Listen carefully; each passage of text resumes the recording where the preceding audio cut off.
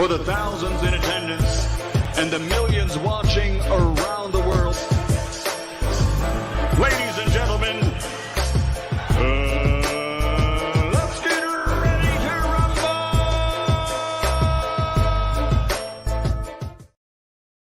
Yeah. What's up, man? It's our boy Coach Malachi Williams in the building. We back. 2 minutes today, USA Boxing. We are back. Y'all hear me talking a little funny, man. I just left the dentist, man. Had to have a little surgery right quick, so you know how that is, man. I have stitches in my mouth right now, so I can't really talk like I want to. My energy is very, very high. Trust me, it's very, very high. Feeling real good. My energy is very, very high. But if you ever went to the dentist and had to have surgery and have stitches in your gums, I have stitches in my gums right now, guys, so I'm going to try to make it do what it do. Rick Glazer will be on the show. As a matter of fact, hold on, this is too dark.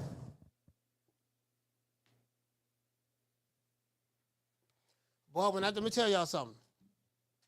When I tell y'all, boy, everything is hitting at one goddamn time, everything hitting at one goddamn time. I'm dead ass serious. True. Anything that can happen is happening. I ain't gonna lie to you, bro. Like it's like went to the parade, man. Celebration, man. The fish fry. Went to the fish fry parade. My main man Terence Crawford invited me out. Let me at his crib and stuff like that, and yada yada. His family, all of his friends and stuff like that, man. And then as soon as I get back, bam, just so much stuff hitting right now, bro. So it's like, bro, you can't make this up. But I will say this: everybody in this chat is going through something in their lives. Everybody, right? Everybody in this chat, I receive messages from people that tell me, man, coach, man, I'm going through this, I'm going through that. Your show helped me get through the day. Coach, man, I have people hit me up, telling me they had cancer. I have people hit me up telling me they have brain tumors. I have people hit me up telling me they going through all types of stuff, bro. And this show, this 2 hours, 2.5 hours that we on this show, it gives them the ability to be able to escape. You know what I mean? Just for those 2.5 hours. So I make it my duty to show up every day, the days we do go on. So because the show must go on. Show must go on. And I want to, you know what I mean? Like, again, I told you this show is therapy for me. So when I do these lives, it's really therapy for me as well, as much as it probably is for you guys. So, so I really appreciate you guys. Shout out to everybody in the chat, man. Let's give everybody a round of applause.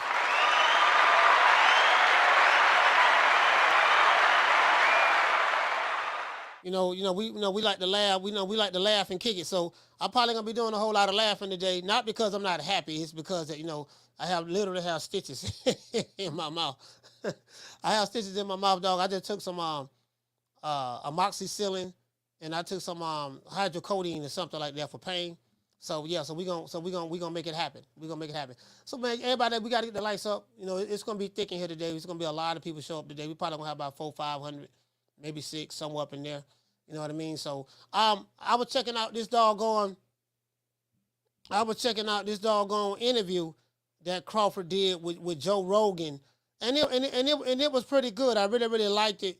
Again, I take pride in being able to break down situations like a 57 Chevy. I take pride to be able to do that, to break situations down, stuff that's going on, yada yada yada. I take pride in doing that, man, because it's just so much drunk. YouTube, dog. Let me tell you guys something. In today's society, whether especially in America, but just in today's society with the music, hip hop culture, just the American culture in general, it feeds off of the negativity. It feeds off of the negativity. It feeds off of the bullshit. The stuff that there's no more like morals or standards or nothing like that in society. And you gotta adjust. You really gotta adjust.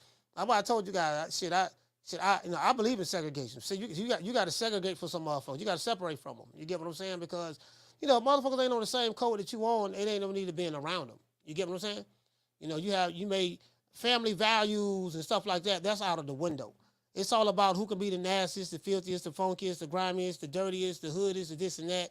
Anything that's dealing with the lower vibrational tone of the human being, that's what's prevalent running around today. And it's being pushed from the people that's up top in order to subvert the people. So you get them waddling around in the filth like hogs and pigs and stuff like that.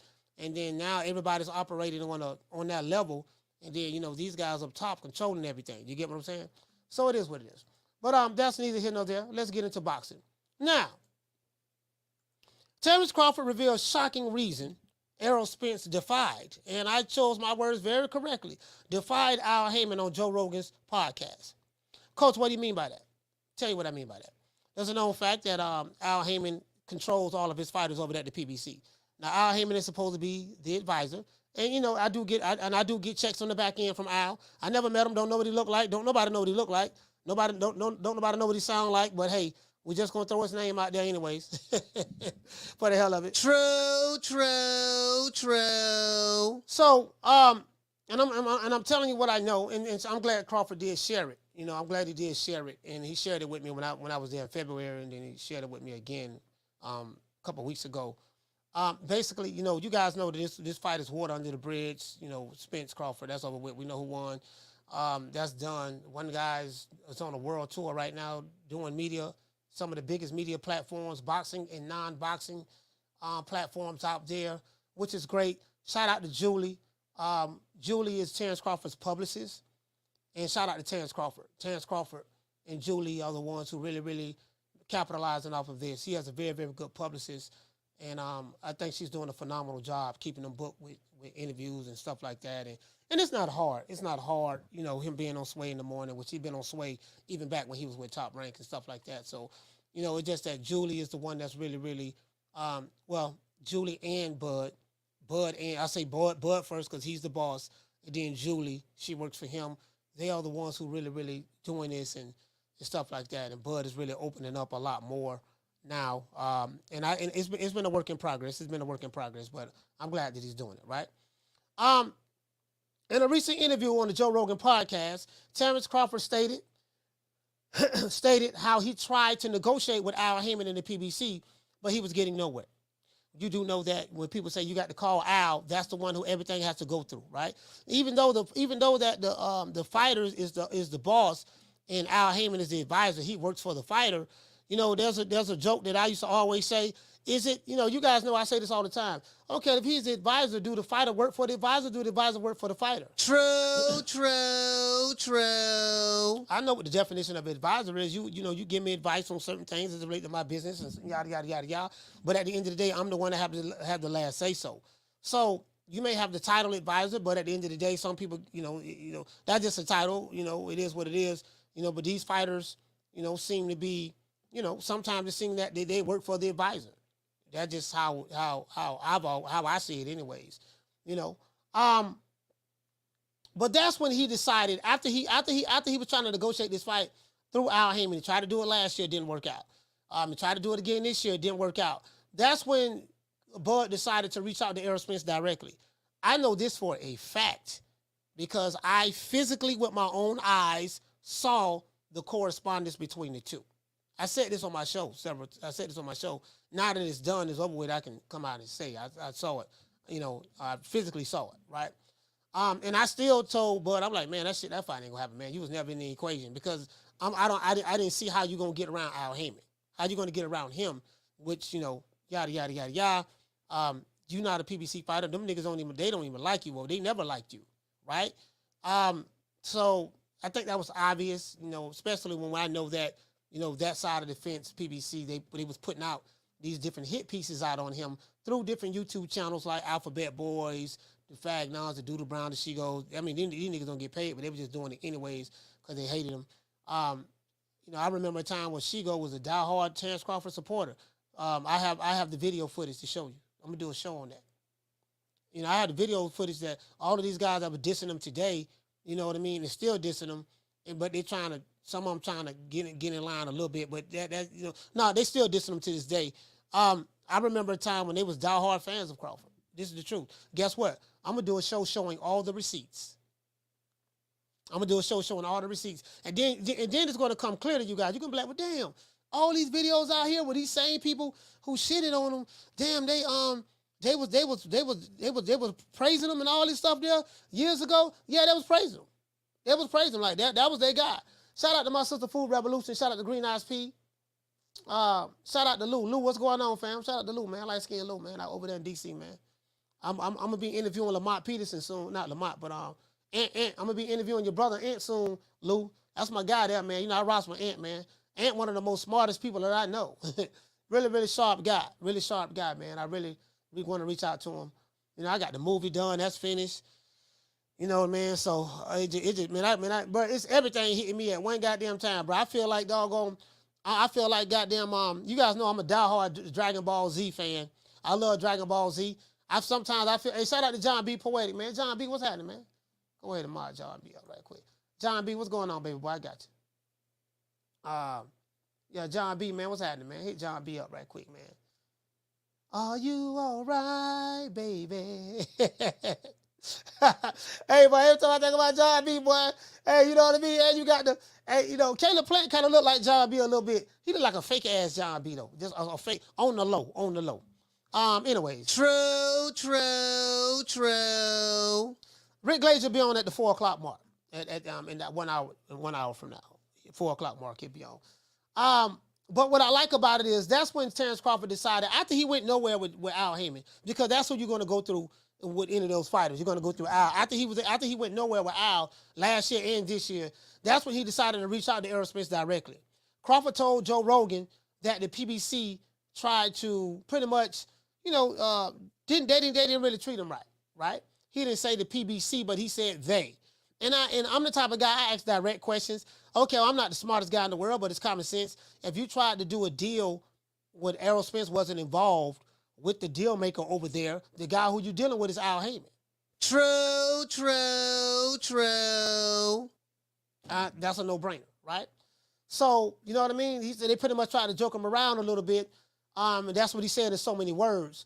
He said they tried to devalue him at the negotiating table. And how do we know this? Because Tim Smith, who was the VP of operations, VP of media, or whatever operations at the PBC, he said that. And we've been hearing YouTube channels for years, you know, 60-40, 70-30, 80-20, take whatever we give you. Crawford ain't worth this, he ain't worth that. But Crawford stuck to his guns. As a matter of fact, Crawford was the smartest one in the room at the end of the day. True. He had niggas who make minimum wage on YouTube, depending on AdSense, telling him, I like to call them, managers and promoters, YouTube managers and promoters. One thing about YouTube, dog, what I noticed about social media, you'll have these niggas that have boxing channels, and these niggas will talk like they some of the smartest guys in the world. Nigga seen an episode of Ben Matlock, nigga holler about he's an attorney. One nigga said he an attorney. One nigga said he's a manager in boxing. Nigga, I'm a manager in boxing. Who do you manage? Nigga can't tell you one nigga he managed. True. I'm a manager. I'm an attorney. Well, you saw a couple of episodes of Perry Mason in the heat of the night. You saw a couple of episodes of Law and Order. Now all of a sudden you a goddamn manager. True. I'm like, goddamn, what nigga was saying? Are you an attorney? I said, well, shit. Hey, listen, I'm an attorney too. Then I can give you some legal advice. You know, I'm an attorney too. Then I don't seen several episodes of In the Heat of the Night. You know what I mean? Hill Street Blues, Barnaby Jones. Those are detective shows. But when you got to go to court, I don't see it. Then I can go by my experiences of going through the legal system myself. I learned a couple of things or two from a couple of attorneys, a couple of public pretenders. Down here in Florida, we call public defenders public pretenders because they pretend to defend you, but they work for the state. True. Hold on, man. How you working for the state though, dog? How you you working for the state. You know, so hold on. So you working for the state attorney's office, the same people trying to convict me and send me to jail? Yeah, dog. I got your back, dog. Isn't that a conflict of interest? Let me get this straight. So I go to jail for a crime that I did or didn't do, and then And then you say, okay, you ain't got no money. We're going to port you an attorney. Yeah, I bet you will. True. The public pretender trying to tell me, yeah, dog, they offer you 10 years, dog. They offer you 10 years, dog. Goddamn, you take this to trial, they're going to give you 25. Man, you might as well take these 10 they're trying to offer you. I'm like, dude, is you trying to help me? Is you trying to, then I see you over there talking to the state. Talking to the state. Y'all over there giving each other dap. You got that old polyester. Hey, shout out to my brother, man, good fella, man. That's my main man, CJ, man. I got a lot of love for CJ. Shout out. I watched your video today, CJ. Yeah, nigga got that polyester suit on with them hush puppy shoes, coming in the courtroom, hollering about you gonna get me off of this time, talking about take the deal. I'm doing 85% on 10. That ain't no goddamn deal. Shout out to Boxing 504. These niggas be sitting here, and the crazy part about it, these niggas be behind these YouTube channels and their cameras, like they be dead serious, like talking like they just so educated. Nigga, you don't know no more than anybody else in the chat. Don't let these dudes be fooling you with this old fake ass shit. Nigga like, oh, he's so smart. This nigga smart, he an attorney. Show me what nigga you defended. Show me one dude, show me one case you tried where you went to trial and you convinced the jury of your peers to get your client off. They can't show you none of that. Nigga holler about they a manager. Nigga holler about they attorneys. Man, sit your dumb ass down some goddamn well. You ain't managed shit. Nigga, you ain't never been a manager at McDonald's. You can't even manage a Subway. You can't even manage a Subway restaurant. A Kentucky Fried Chicken restaurant. You can't manage that, but you gonna sit here and tell me something. You manage fighters. Fighters that been fighting since they were 6, 7 years old, made millions of dollars, and you think you qualified to give them advice from the comfort of your home behind a damn camera. You haven't even read the employee handbook. You got this will kill me. You got niggas on YouTube with channels, they got a net worth of 2 and 3 figures. Nigga, you got a net worth of 2 figures. 3 figures. And the only reason you got a net worth of 3 figures, you borrowed $50 from your baby mama, and you borrowed $35 from your mama, and your homeboy let you borrow $25. So you really ain't got that. You got a net worth of 2 figures, but you trying to tell fighters who got a net worth of 9 figures that they doing bad business. You need to be doing this, you need to be doing that. Man, sit your dumb ass down some damn well. True. Nigga, you struggling to rub 3 quarters together, and you sitting there, man, come on, man. And the crazy part about it, the fools have a following. You got fools leading fools. You got a bunch of fools leading another group of fools. Yeah, and then nigga be talking about something. Facts. Like, homie, you do know just because you scream facts don't mean that shit true, right? Facts. Did you see the way he said facts? You see the way he said facts? No, I'm gonna let you guys hear something. I'm gonna let you guys hear something. Right quick. I be sitting back with my arms crossed like, damn, these niggas really believe in this shit. Yeah, dog, I'm trying to tell you, boy, he's smart. Listen. Dumb niggas always impressed with rhetoric. Like, you can fool a dumb nigga either. Dumb nigga, it don't take much to, it don't take much to fool a dumb nigga. A dumb nigga, you can just, a dumb nigga will follow anybody. Anybody that understands subject verb agreement and all that stuff there, know a couple of words, know how to put 2 or 3 words together. That's very impressive to dumb niggas. The dummies, you get what I'm saying? I want y'all to hear this though. This some real shit right here. Hear this right quick. Here, the grass is blue. The tiger replied, no, the grass is green. Listen to this. The discussion heated up, and the two decided to went before the lion, the king of the jungle. Check this out. The donkey began to shout, Your Highness, is it true that the grass is blue? The lion replied, True, the grass is blue. Yeah. The donkey continued, The tiger disagrees with me and contradicts and annoys me. Please punish him. The king then declared, The tiger will be punished with 5 years of silence. Listen to this. The donkey jumped cheerfully and went on his way. The tiger accepted his punishment, but before he asked the lion, Your Majesty, why have you punished me? After all, the grass is green. The lion replied, In fact, the grass is green. Yep. The tiger asked, So why are you punishing me? The lion replied, That has nothing to do with the question of whether the grass is blue or green. The punishment is because it is not possible for a brave and intelligent creature like you to waste time arguing with a donkey, and on top of that come and bother me with that question. The worst waste of time is arguing with the fool and fanatic who does not care about truth or reality, but only the victory of his beliefs and illusions. There are people who, no matter how much evidence we present to them, are not in the capacity to understand, and others are blinded by ego, hatred, and resentment, and all they want is to be right, even if they are.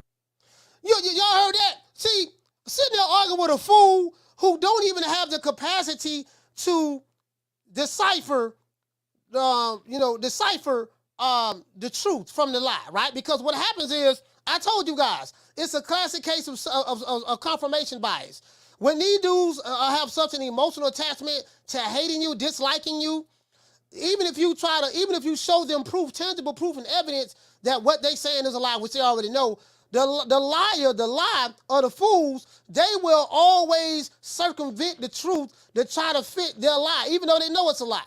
Well, I don't like the nigga, so I'm going to just believe it anyway. Well, you do know that I just showed you tangible evidence and proof that what you're saying is not true, that this guy that you're listening to is a liar. I don't care, because I don't like him. I'm going to find a way to make it fit, to make me be right. Well, dude, there's only, listen, you can't be right and wrong. There's no right and wrong. So you acknowledging that you're wrong. Yeah, I'm wrong, but I'm gonna reject what you're telling me because I don't like him. True.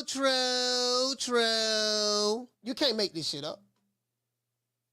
What I look like arguing with these niggas? What I look like arguing with these dudes?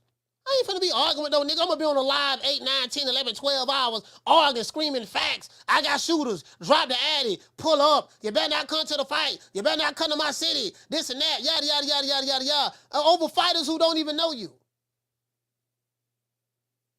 And then the Al Haymon situation, like, I never seen nothing like this before in my life. Like, no one knows what Al Haymon look like. None of these niggas even know what he sound like. You don't know if he's skinny, is he fat?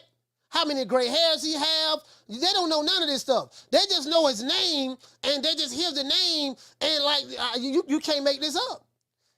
Like, literally. I'm gonna sit here and argue. Listen, I don't even waste my time arguing with a nigga. For what? Yeah, dog, you got that, and I keep it moving. Nah, nigga, I want to argue. But listen, me arguing with you make me look like a fool. True. But anyways, that's when Crawford decided to reach out to Errol Spence directly. Crawford told Joe Rogan that the PBC tried to jerk him in so many ways, they tried to devalue him at the negotiating table. And they told him that he wasn't worth what he was asking for. Bud said that he showed Spence what Al Haymon was doing. He didn't say Al Haymon's name, but that's the only guy you're negotiating with at the PBC. You get what I'm saying? Spence said that it wasn't right. He said Spence agreed with him. Spence said that it wasn't right, and the two men started making this fight happen together without Al Haymon. Stephen Espinosa said as much. Well, these two fighters came together, they made it happen. You get what I'm saying? This is how the fight got made. If it was up to the PBC, Spence would have been fighting Keith Thurman. But Errol Spence stuck to his guns. So I would not say anything bad about Errol Spence. I respect Errol Spence for what he did. I respect him for what he did. You know what I mean?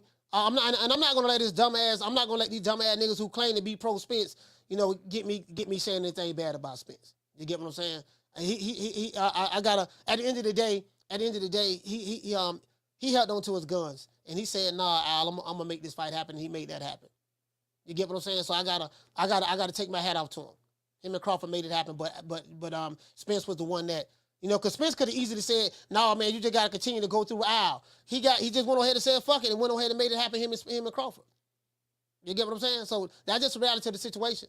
Now, at the end of the day, Spence went against his advisor Al Haymon's wishes and made this fight happen on his own with Terence Crawford. Crawford said Errol Spence agreed with his position. And this is why Crawford was able to get a lot of the different concessions that he wasn't able to get before. Remember the 60-40, 70-30, 80-20, take whatever we give you? You know what I mean? Just sign the contract anyways. Remember all that stuff there? Spence gave in. Spence said, "Nah, man, he wanted to make it happen. He did it and stuff like that." So I want to give our brother a round of applause. Absolutely. Because, he took a risk. He got his ass whooped, but he didn't have to do it, but he did it. You get what I'm saying? So I take my hat off to him on that. Now, Crawford did say that Spence agreed with his position on that podcast and that Al Haymon should have offered Bud a fair deal instead of trying to pretty much F him around in bad faith. This is proof that advisors work for the fighter and not the other way around. Errol Spence dared to be great in a losing effort, but he had to take matters into his own hands like a boss should do. The advisor works for the fighter. The fighter don't work for the advisor. You hire a motherfucker, then you worship the motherfucker who you hire. No, man, I don't listen to you. You listen to me. I hire you. I hire you to give me advice. If it's something that I want to go with, okay, fine, I'll go with that. But once I see that, listen, man, you can't make this happen. Let me go ahead and step in and make it happen on my own. Why? Because I'm my own boss at the end of the day. You work for me. I don't work for you. True, true, true. Had Errol Spence not agreed with Crawford on how the PBC was treating him at the negotiating table, this fight might not have been made. Maybe this is why Crawford nor Spence thanked Al Haymon after the mega fight July 29th. Because Crawford ain't thanked Al Haymon. I ain't hear him say, I want to thank Al Haymon. He didn't say that at all. You know what I mean? But it is what it is. And now I sit back and think about it. Maybe this is what Spence meant on Twitter. I remember a tweet he put out. He basically said that, he said, I feel like that, I'm starting to feel like I'm being played. I don't know what he meant by that. He didn't clarify that, but I do have the tweet as well. Let's listen to Terence Crawford's interview with Joe Rogan to get a better understanding of how Terence Crawford and Errol Spence put their own mega fight together without the ghost, Al Haymon. Let's give everybody in the chat a round of applause.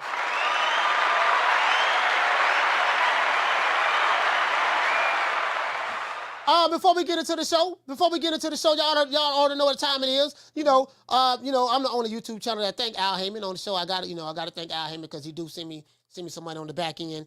Sources say I get a couple dollars on the back end. So before we start this show, I got to say all praise is due to the Most High, the Most Exalted, Mr. Al Haymon. Well, I guess I got to be like everybody else and thank Al Haymon. I can quit my job now, baby. 6 figures, baby. You feel me? I'm about to But a name. Do you have a name? Oh, nah, I ain't got no name, Name them names, man. They know who they is. Name them names, please. The names need to be named. They know who they is. The Mexican monster. Man, we got almost 700 people in here and less than 300 likes. If you sitting back watching this show, hate watching, and don't want to hit the like button, Riley, get him. Look, fuck you. Fuck the plane you flew in on. Fuck them shoes. Fuck the socks with the bell on it. Fuck them cheap-ass cigars. Fuck your yuck mouth teeth. Fuck your hairpiece. Fuck your chocolate. Fuck Guy Ritchie. Fuck Prince William. Fuck the Queen. This is America. My president is black and my Lambo is blue, nigga. Now get the fuck out my hotel room. And if I see you in the street, I'm slapping the shit out of you. This gonna be quick. This gonna be real quick, man. Shout out to everybody in the chat, man. Food Revolution, man. Shout out to light-skinned Lou, JC in the building, Nelly Content, Eric Grimey in the building. Dade County's finest, Knockdown 305, Swat Jones in the building, my brother. Who else we got? The Fans Corner, peace to you, fam. Just everybody, man. Even the haters and the trolls too. Shout out to y'all. Shout out to y'all bitch ass too. The haters and the trolls. Ain't nothing changed. I still don't like you motherfuckers, but it is what it is. It's fucking for life. I'm the type of nigga we beefing. Let's continue to be. We ain't stopping no time soon. Shout out to Nelly Content, West Side, throwing up the W. Schoolo X man. Salute to you, fam. I just want to hear this right quick. It's very, very short. It's a very, very short piece. Let's see. Remember I told you guys about. People kept talking about the bigger, stronger fighter, but he's the bigger guy, the stronger guy. And what do I say on this show? I say, just because you're bigger don't necessarily mean you're stronger. The only way you're going to know if someone's stronger than you won't know until you get in the ring and fight them.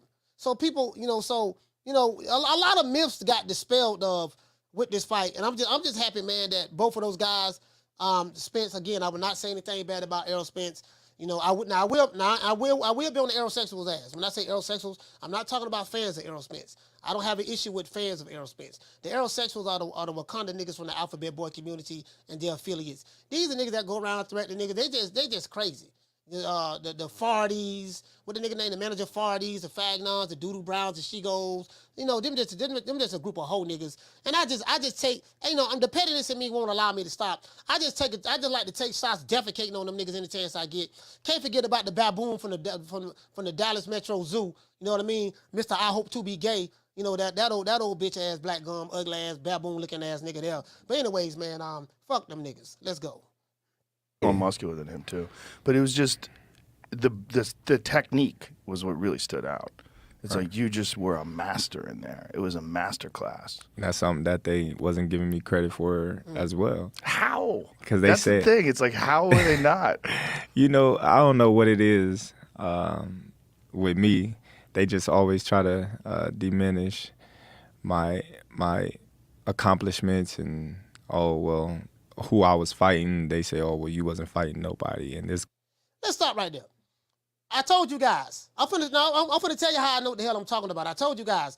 Throughout history, there have been several fighters that they always got defecated on. And I always bring up Roy Jones. I say Roy Jones was one of them.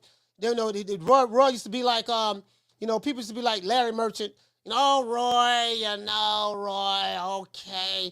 Roy, you made that look fairly easy. When are you gonna fight somebody? This dude was a champion. I just beat him and took his belt. Or this guy was the number one guy. He was knocking everybody out before he fought me and this and that. Y'all say I ain't fought nobody. I just make him look like nobody. Sometimes when you have an exceptional fighter, he'll take another good fighter and make him look ordinary because that's just how good he was. That's just what happens. Like the great fighters always get a lot of criticism because they're that great. So that's just reality of the situation. But let's continue. Errol Spence is the most fundamentally sound fighter in the game, so that's why everybody was picking him. But I was favored in Vegas, so Vegas must have had it right. Yeah, well, the wise people picked you as a favorite. Just based on your accomplishments. It's not like Errol Spence wasn't a great fighter. He's a great fighter, but it's so interesting when you watch a great fighter against what I believe is an all-time great. It's just that there's just levels upon levels upon levels upon. And this is the thing, right? Like sometimes you can lie to yourself so much. Like a lot of these guys, because of their hatred for Crawford, that they ignored everything else. And I tell you guys time and time again, like my mother told me, son, if somebody doesn't like you, there's nothing that you can do to make them like you. So never try to make people like you that don't like you. Never try to fit in. You don't want to be the I want to fit in type nigga. You know what I mean? You want to be the oddball. You want to be the nigga that don't fit in with the crowd. Because the crowd is sheep. The sheep are followers. The sheep are low IQ. The sheep are very, very easy to be deceived. The sheep can be led to the slaughter 7 days a week and twice on Sundays. A wolf can come up to a sheep right now and say, "What's up, sheep? I'm a wolf." Yeah. Bah. Hey, look here, come on over here, man. I want to introduce you to some friends of mine. Bah. And the sheep will follow, and then the wolf can actually get a following of sheep, and he can lead them to the slaughter because they're really that gullible. True. Let's continue. And right now, you're at the top of the fucking mountain. Yes. And I'm enjoying it. Beautiful. You deserve it. That's when you planned for that fight, you knew that you were probably going to fight him. Like let's go to the conversations and everything that we was talking about to get the fight done. It wasn't lining up to what I wanted, so I decided to take another fight. And then I came back to the table and like, hey, listen, let's get this fight made. And at that point in time, things wasn't going how I would have liked it to go, so I just hit up Spence like, hey, man, listen, man, if me and you gonna fight, me and you gonna get this done because, there's a lot of people that's blocking the fight. Really. How are they? Now, check this out. He went back to the table. He took another fight last year. We know David Avenesian, the guy who they was making mockery of, David Avenesian, the same David Avenesian that put up a better fight than Errol Spence. That David Avenesian, right? The man was trying to negotiate with Al Haymon. Al threw every goddamn roadblock known to man in there. I told you guys, the PBC did not want this fight. They do not like this slim, dark-skinned dude from Omaha, Nebraska. They didn't want this. They didn't want this shit at all. And the PBC brand has a lot of influence over YouTube channels. So the YouTube channels was regurgitating the dismersification campaign and the hit pieces that were put out there. These niggas ain't even getting paid. I don't know why they did it, but it is what it is. Some of these guys, I told you guys, they were diehard Terence Crawford fans. I have the video receipts. I'm going to do a show showing the receipts. Showing the receipts when Fagnon used to love Crawford. Doodoo Brown used to love Crawford. Shigo, all of these guys, the entire Alphabet Boy community, they loved Crawford at one point. I had the receipts, literally. I'm gonna show them to you. And when y'all see this, y'all gonna be like, what the hell happened? And it changed when he went to the welterweight division. But let's continue. What was the whole? Which is business wise, I just felt like I was worth X amount, and they felt like I wasn't, and they wanted to do the deal a certain way, and I wanted to do the deal the fair way. If you guys watching the show, y'all please share this live. Share this live. Let everybody know that we're here. We have almost 800 people in the chat right now. Almost 800 people. Less than shit. We got less than half the likes. We got to get the likes up. Share this live. Let everybody know that we are here, man. We doing our thing. Coach Malachi's here. Let everybody know that we here, man. We gonna have this show here gonna be a motherfucker. Errol Spence seen it. He was in, and I'm finna go back. They wanted to. Business wise, I just felt like I was worth X amount, and they felt like I wasn't. And remember these niggas online signed the contract. Say the boy ain't worth this, boy ain't worth that. You had all these YouTube channels putting out hit pieces on him. Well, he ain't worth this, he ain't worth that. The same niggas who said Crawford was not worth nothing, and Crawford got a net worth of 9 figures now. I'm like, these niggas have a net worth of 2 figures. So you got niggas who making minimum wage at their local Piggly Wiggly, living check to check, telling a guy who has a net worth of 9 figures that he ain't worth what he asking for. Guess what? At the end of the day, Crawford got everything he asked for. True. And the nigga who had a net worth of 2 figures, he still got a net worth of 2 figures. So it befuddles me. And the crazy part about it, they have a following. You's a 2-figure nigga. A 2-figure nigga can't tell me nothing. What you gonna tell me? You still owe your baby mama $50. You still ain't paid your mama back her $35, and you still owe your homeboy man $25. You still got that Nick Sacker Reggie. You can't even afford no good gas. You smoking Reggie, playing PS5s all goddamn day. You done saw a couple of episodes of Perry Mason, Matt Law. Niggas holler about only on YouTube you can be all you can be. Niggas holler about our managers, but you can't show me 2 fighters you managing. Nigga holler about I'm an attorney. Okay, well, you an attorney. Who you defending? Are you a criminal attorney? What type of attorney you is? Oh, you a YouTube attorney. True. Yeah, my nigga. Nigga working at 7-Eleven. The nigga. I never seen dudes. They yell so much. They be so loud and wrong. They be so loud and wrong. Yeah, nigga, I know what I'm talking about. So you have so much vigor, homie. So much. I will address the super chat. You got so much vigor, homie. For what? You wrong in 2 left pair of shoes. There's nothing right about that. So much vigor in your wrongness. Why you got all this vigor for? This energy for? What you frowning up for? Getting mad for? Ain't nobody scared of you. You ain't nobody.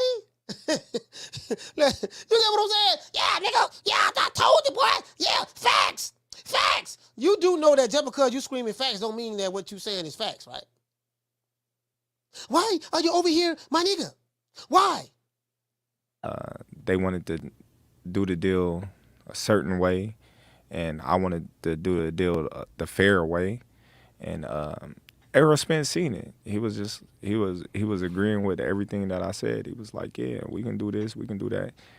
And he probably felt like he gave up too much, at the end. You heard what he said? He said once he presented it to Spence, he said Errol Spence seen what was going on. And Spence agreed with Crawford. Yeah, man, but I ain't gonna lie to you, man. I know I'm talking about 6'4", 7'30", 20, man, all that stuff there, man, but you do deserve more than that. They're trying to pay you $5, man. They trying to pay you $5? Yeah, man, man, I'm trying to tell you, man, I tried to talk to Al, man tell me $5 guarantee, and then he say, man, I'm gonna get another $25 on the back end. That's what he told me, man. And I'm like, $5 guarantee, $25 on the back end. And he said you gonna get 99% of the money, 99.5% of the money, and I'm gonna get $5 guarantee, 25 on the back end. And just take what we give you. Take what we give you and just trust them. And I'm like, man, that ain't right, man. You think that was right if it was you? How would you feel about that? Man, bud, man, you right about that, man. I ain't, what, man, I'm gonna do you solid, dog. Don't worry about it. I'm gonna call Al. And Hello. Hey, what's going on, man? Yeah, Spence, what's going on, man? Hey, man, you talked to Bud? Yeah. I talked to Bud, man. I talked to him, man. Yeah, nigga don't want to sign the contract. He don't want to fight. Man told me you owe him $5 guarantee, man. He said you owe him $5 guarantee, $25 on the back end. Yeah. I'm trying to get you the most money you want. Yeah, man, but that ain't fair, man. Like, Mikey got paid more than that, man. And, you know, you told me to tell him that he was with the wrong promotion company. Well, he a free agent now, man. Like, come on, man. We got to be fair. Danny Garcia got paid more than that. Uga got paid more than that. You trying to give him less than that? Okay, I tell him I give him $10 and $35 on the back end. And you know what, Al, I know you my advisor, man. I know you my advisor. I'm that test. You know, call Al, cat, you know, big fee, all like that, Al. But look here, man, what I'm doing, man, I'm going to handle that. I'm gonna handle that because you work for me. You work for me, right? Okay, I'm gonna handle that, man. I'm gonna make the fight happen. Okay, look, man, don't make the fight. I got Keith Thurman there for you. I told you I ain't fighting Keith Thurman, man. I ain't fighting Keith Thurman, man. I told that, man. I ain't fighting Keith Thurman, man. I ain't fighting him when he had the belt. He ain't want to fight me, so I ain't gonna fight him. I'm just gonna go ahead and fight Terence Crawford. I'm fighting Terence Crawford. I'm big fair. I'm beating him anyway, man. I don't know, man. You know, the matchmaker say this is a bad match I play. Oh, you don't think I can beat him? You think I can beat him? Oh, I'm gonna show you, man. I'm gonna show you. And then, you know, I'm gonna show you, man. I got it. And then he went ahead and took matters into his own hands. True. So I gotta respect Errol Spence for that. I gotta respect him for that. You know what I mean? So what he was saying was he took the David Avanesian fight. When he came back to the negotiating table, things weren't going right. Right? I took some notes here on my phone. That's when he decided to do the deal directly with Errol Spence. So what do we learn from that? The fighters can make their own fights directly. Fighters can come together and say, look here, man, let's make this fight happen, man. We can do this. Now, they're going to have to agree to all of their talking points. This what I want. This what you want. You ain't got no issues with what I want. I ain't got no issues with what you want. Let's make it happen. We'll get the draft up. Okay, look here, man. I'm going to let Crawford get there. You know, we're going to do this. Let's make this fight happen. Ain't going to be no issue. No, man, we won't want to do that, man. He don't want the $5. No, man, he got to get paid more than that. This ain't right, man. This ain't right. Got to get paid more than that, man. So I got to take my hat off to Errol Spence, man. I got to take my hat off to that brother. For real, all jokes aside. I think he's going to get his ass beat again when they fight in December, but I got to take my hat off to him. Because he could have hid behind his promotion. He could have hid behind Al Haymon. He could have hid behind Al. Like a lot of them niggas over there do. Yeah, man, call Al. Nigga, Al work for you. What I got to call Al for? Don't he work for you? You tell Al Haymon what to do. Al Haymon don't tell you what to do. True. You get what I'm saying? How I hire you to work for me, but you telling me what to do? You listen, you my advisor. You advise me on some things, but I want to become undisputed. And the only way I'm going to become undisputed, I got to fight this dude. And if you putting up roadblocks to try to prevent the fight from happening, then come on, man, that ain't what you ain't taking into consideration what I want. So I take my hat off to Errol Spence. You get what I'm saying? But it is what it is. I will address the super chats. And when it was all said and done, but I felt like everything was fair. Was it in terms of like the purse split? Everything. We talked about everything. I will get to the super chats. And so this fight had been discussed for like how many years now? At least 5 years. Wow. That's crazy that it takes that long for something like this to happen in boxing. When I came to the welterweight division, I called out all the champions except Sean Porter. I called out all the champions. I wanted them all, you know, at that time. And I wasn't able to get in the ring with any of them. And at that point in time, they was calling Errol Spence the boogeyman. And I ain't gonna lie, dog. I love the fact that Bud is going around. He on Joe Rogan Podcast. Joe Rogan got over 15 million subscribers. You can't pay for that type of publicity. Joe Rogan has over 15 million subscribers. One of the powerfulest guy in media, independent media out there. So, bro, like this fight catapulted him. But let's continue. Was how is he the boogeyman when I'm chasing him? You know, I just wanted to prove to the world that I was better than what they say I was, because given the fact that how great I looked against each opponent, they say, oh, well, he wasn't nothing, or he was this, he was that, because how talented I am. Right. So hold on, let me get the super chat out the way. Shout out to Swift 718 dropping that $2 super chat. He said we call them shithouse lawyers. Okay, for sure. Shout out to Swift 718. Hey, okay. Dropping that half for bam dub on your boy. Hey Leroy. Super chat. received. Playtime's over, boy. Swizz say you're a lawyer, but you're doing 5-hour live streams during court hours. You can't make this up, bro. True. Nigga, what kind of lawyer you is? I'm an attorney. What courtroom you work in? Well, hold on. What you, hey, Swift, you hit the nail right on the head. You doing 5-hour live streams during court hours. Don't the courthouse open at 8:30 in the morning? Well, 8 o'clock, right? When the courthouse open? The courthouse open from 8:30 to 5:30 or 8:30 to 8 to 5 or something like that, 9 to 5 or something like that. Hold on, nigga, you going live every morning. How you an attorney, but you live every morning? Ain't you supposed to be in the courtroom defending some claims? True. Ain't you supposed to be in the courtroom defending some claims? Then you got another nigga hollering about he a manager. I ain't seen one fighter he managed yet. You ain't managing Shakur Stevenson. You ain't managing Devin Haney. You ain't managing Terence Crawford. You ain't managing Errol Spence. Nigga, who you managing? You ain't even qualified to be a manager at McDonald's. You ain't qualified to be a manager at Burger King. You got to know how to manage a Burger King first before you talk about managing fighters who making multi-millions of dollars. Yeah, nigga, I'm a manager. Nigga, I tell you what. You get what I'm saying? And then these dudes fools. They got followers. You can't make this shit up. Shout out to Lee. Hey, okay. Dropping that. Bam, dub on your boy. Hey, Leroy. Super chat received. Playtime's over, boy. He said, glad you're back. Yes, sir, man. Yes, sir. I'm glad I'm back too. No, we gotta get back on point. I'm glad I'm back too, fam. Down from the bar, there's a platform stage. People pimping, sharp as razor blades. Nigga be coming on YouTube. Who you think it is? DJ Quick? Kid Capri? Oh, you might be Jimmy Walker. Fagnon, Farty, you ain't nothing. You don't deserve nothing. You don't get nothing. You get what I give you. I got a contract between me and you that say you got to wait on YouTube to give you direct deposits on the 21st. Therefore, shut the fuck, don't say nothing, speak to me, don't look at me. Fagnon, Doodle Brown, Chico, let me tell you something. If I raise up, he gonna be trouble. Trouble. Who you think he is, DJ Quick? No, huh? No, I ain't saying Kid Capri? I didn't say that. Oh, you must be Jimmy Walker. Blue, you ain't nothing. You don't deserve nothing. You don't get nothing. You get what I give you. I got a contract between me and you that say you do what I tell you to do. Therefore, shut the fuck. Don't say nothing. Don't speak to me. Don't look at me. I tell you something. Money, you know, I just said. Blue, if I raise up, gonna be trouble. Trouble. I'm walking off.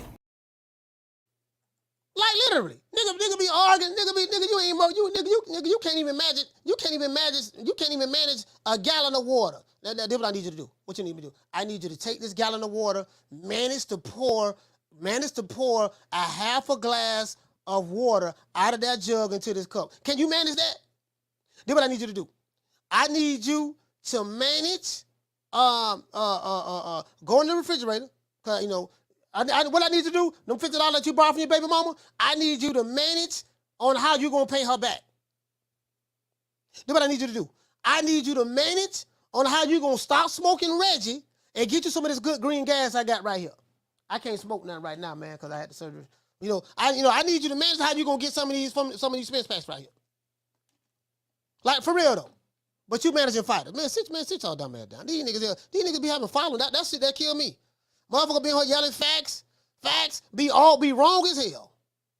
Oh, they didn't want to give me no credit because I passed all my tests with flying colors. So yeah. So what he's saying is all the fighters that he fought, they always try to discredit him. The people who hated Crawford, the YouTube channels, the people in the business of boxing, they always try to discredit him. You ain't fought nobody. But watch what Joe Rogan say, and then we gonna end this part.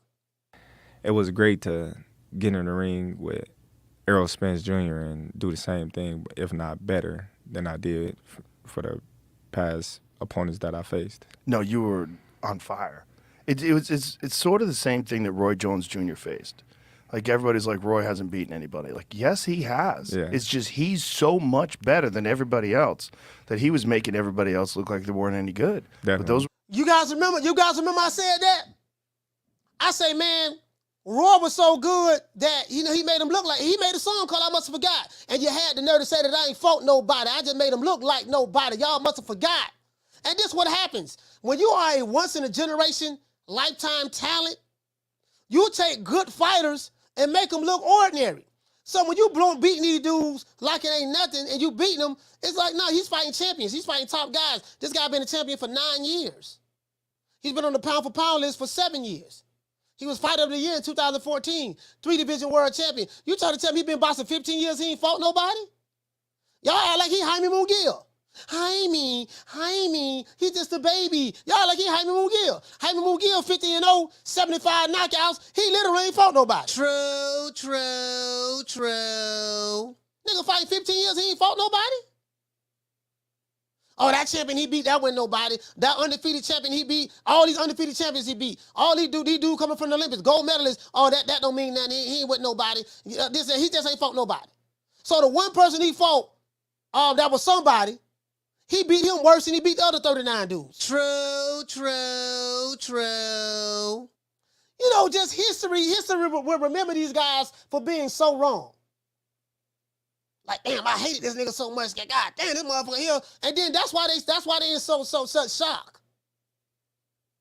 That's why they in such shock, because a lot of the emotion of hatred has taken over. And so their hate blinds them to the reality of the situation, which is the truth. The lie can't stand the truth. So when you've been lying to yourself for so long and you start to believe those lies, anytime the truth were to present itself, you'll run from it. You'll reject it. Like, you literally saw what you saw and you will deny what your eyes seen. Well, now it was something wrong with him. I heard his baby mama had arthritis in her left knee. I heard his auntie, she broke her ankle doing the one leg up contest. I heard his sister came in 3rd place, doing the butterfly. I heard his cousin was trying to do the cabbage patch and pulled the muscle in their back while trying to do the cabbage patch. He wasn't himself. There was something wrong with him. Yeah, there was something wrong with him. He was fighting Terence Crawford. True. Yeah, there was something wrong with him. He was fighting Terence Crawford. Why are you over here, my nigga? Get this bitch ass nigga off my live. Get him off my live. Block him. You know what I mean? What? You don't bring your bitch ass over. I'm blocking everybody. Dude, if you keep blocking people, you do know that you ain't gonna have but 5 people watching your lives. I don't care. Why are you bringing this over here? Huh? What is wrong with you? Huh? What's wrong with you? Like, dude, you need to take a Valium or something. Why you so angry, dog? Like, you got too much emotionally invested in this here. You don't know Spence. You ain't making no money off of him. You don't know him. You ain't never seen him. Like, what? Like, what's the point? I'm trying to figure this stuff out. Like, why are you so angry? Why you ask me this old punk ass shit? Why you ask me about how angry I am? Bro, you know what? You gonna get a stroke, dog. True. You gonna get a stroke now. You gonna get a stroke. It is what it is. So that's what it is. Like, Roy Jones, like, I beg you guys, I ain't talking about the Roy that got knocked out the top and stuff. Of course, we know after that he wasn't the same anymore. But look at Roy Jones in his heyday. He was fighting some hell of a fighters. But he made him look like he was just that great. So when they sit back and be like, God damn, this motherfucker he beat this guy who they said was the killer, which was Errol Spence. And I'm like, well, Errol Spence is a good fighter, but he's a flat-footed, come-forward fighter. That shit ain't gonna work. You know what I mean? And now they in shock. Like, it's been, what, a month? Has it been a month already? Almost a month, 3 weeks. Niggas still lying, making excuses. I'm like, bro, this don't make no sense. Like, y'all ain't got over this shit yet? It's like you come home, you find your baby mama, you come home from work, you paying all the bills, you find your baby mama in the bedroom, 3rd leg Tyrone got your baby mama in the buck. She got in the buck, she moaning. 3rd leg Tyrone got your baby mama in the buck, she moaning, her toes curling and everything. She got her nails in his back, and you saw what you saw. And you tell yourself, you catch 3rd leg Tyrone with this much pipe up in your baby mama. This much pipe up in her. He got her trembling, shaking and everything. Trembling. He got her doing things that you couldn't do to her. You catch her, she convinced you that you didn't see what you saw. True. You saw this man get his ass whooped, get the brakes beat off of him. No, man, something was wrong with him. Crawford was on steroids. I heard he was watching Dragon Ball Z. I heard that he learned the fusion technique from Goku and Vegeta. I heard that he was training with Lord Beerus. You know what I mean? The God of Destruction. I heard he was training with Wiz, the Angel. I heard that he was eating some sensu beans. Bro, like literally, you come up everything other than what you saw. True. Yeah, dog. No, man, he just wasn't the same. Oh, like he wasn't the same, huh? Yeah, he wasn't the same. Nigga fought Terence Crawford. Like everybody who get in front of Terence Crawford, they ain't the same. That's just the reality of the situation. They'd be great. They'd be good fighters until they get in front of Bud. When they get in front of Bud, yeah, I don't know, dog. I think he had arthritis in his pinky toe. That his left pinky toe, he had a little arthritis. Then I think he had a cramp in the right side of his calf. And then I heard he had a wisdom tooth that was aching. And then what it was, see what I thought it was, Papa Smurf was talking to Smurfette. And it was an episode where Smurfette was crying because her boyfriend left her. Brainy Smurf had left her, and he was kind of distraught about that. Like, bro, all these excuses right now to this day. True. Man, let me go ahead and send Rick this link, man. Like, bro, this don't make no sense, fam. This don't make no sense. Like, denial is a mother, bro. Denial is a mother. You hate a dude that much that you just can't give him credit. Hate him that much, you just can't give him credit. Anything other than I was wrong. And this what it is, right? Niggas don't want to be wrong so much. Like, dude, you wronger than 2 left pair of shoes. I refuse to be wrong. But you're wrong. Like a real man can sit back and say, you know what, man, I was wrong about that. Nah, I ain't wrong because, again, like my mother told me, son, when somebody don't like you, there's nothing that you can do to make them like you. So since there's nothing that you can do to make them like you, they're not going to accept any truth. They're not going to accept any truth at all. We got Rick Glazer getting ready to come on, man. Let's give everybody a round of applause.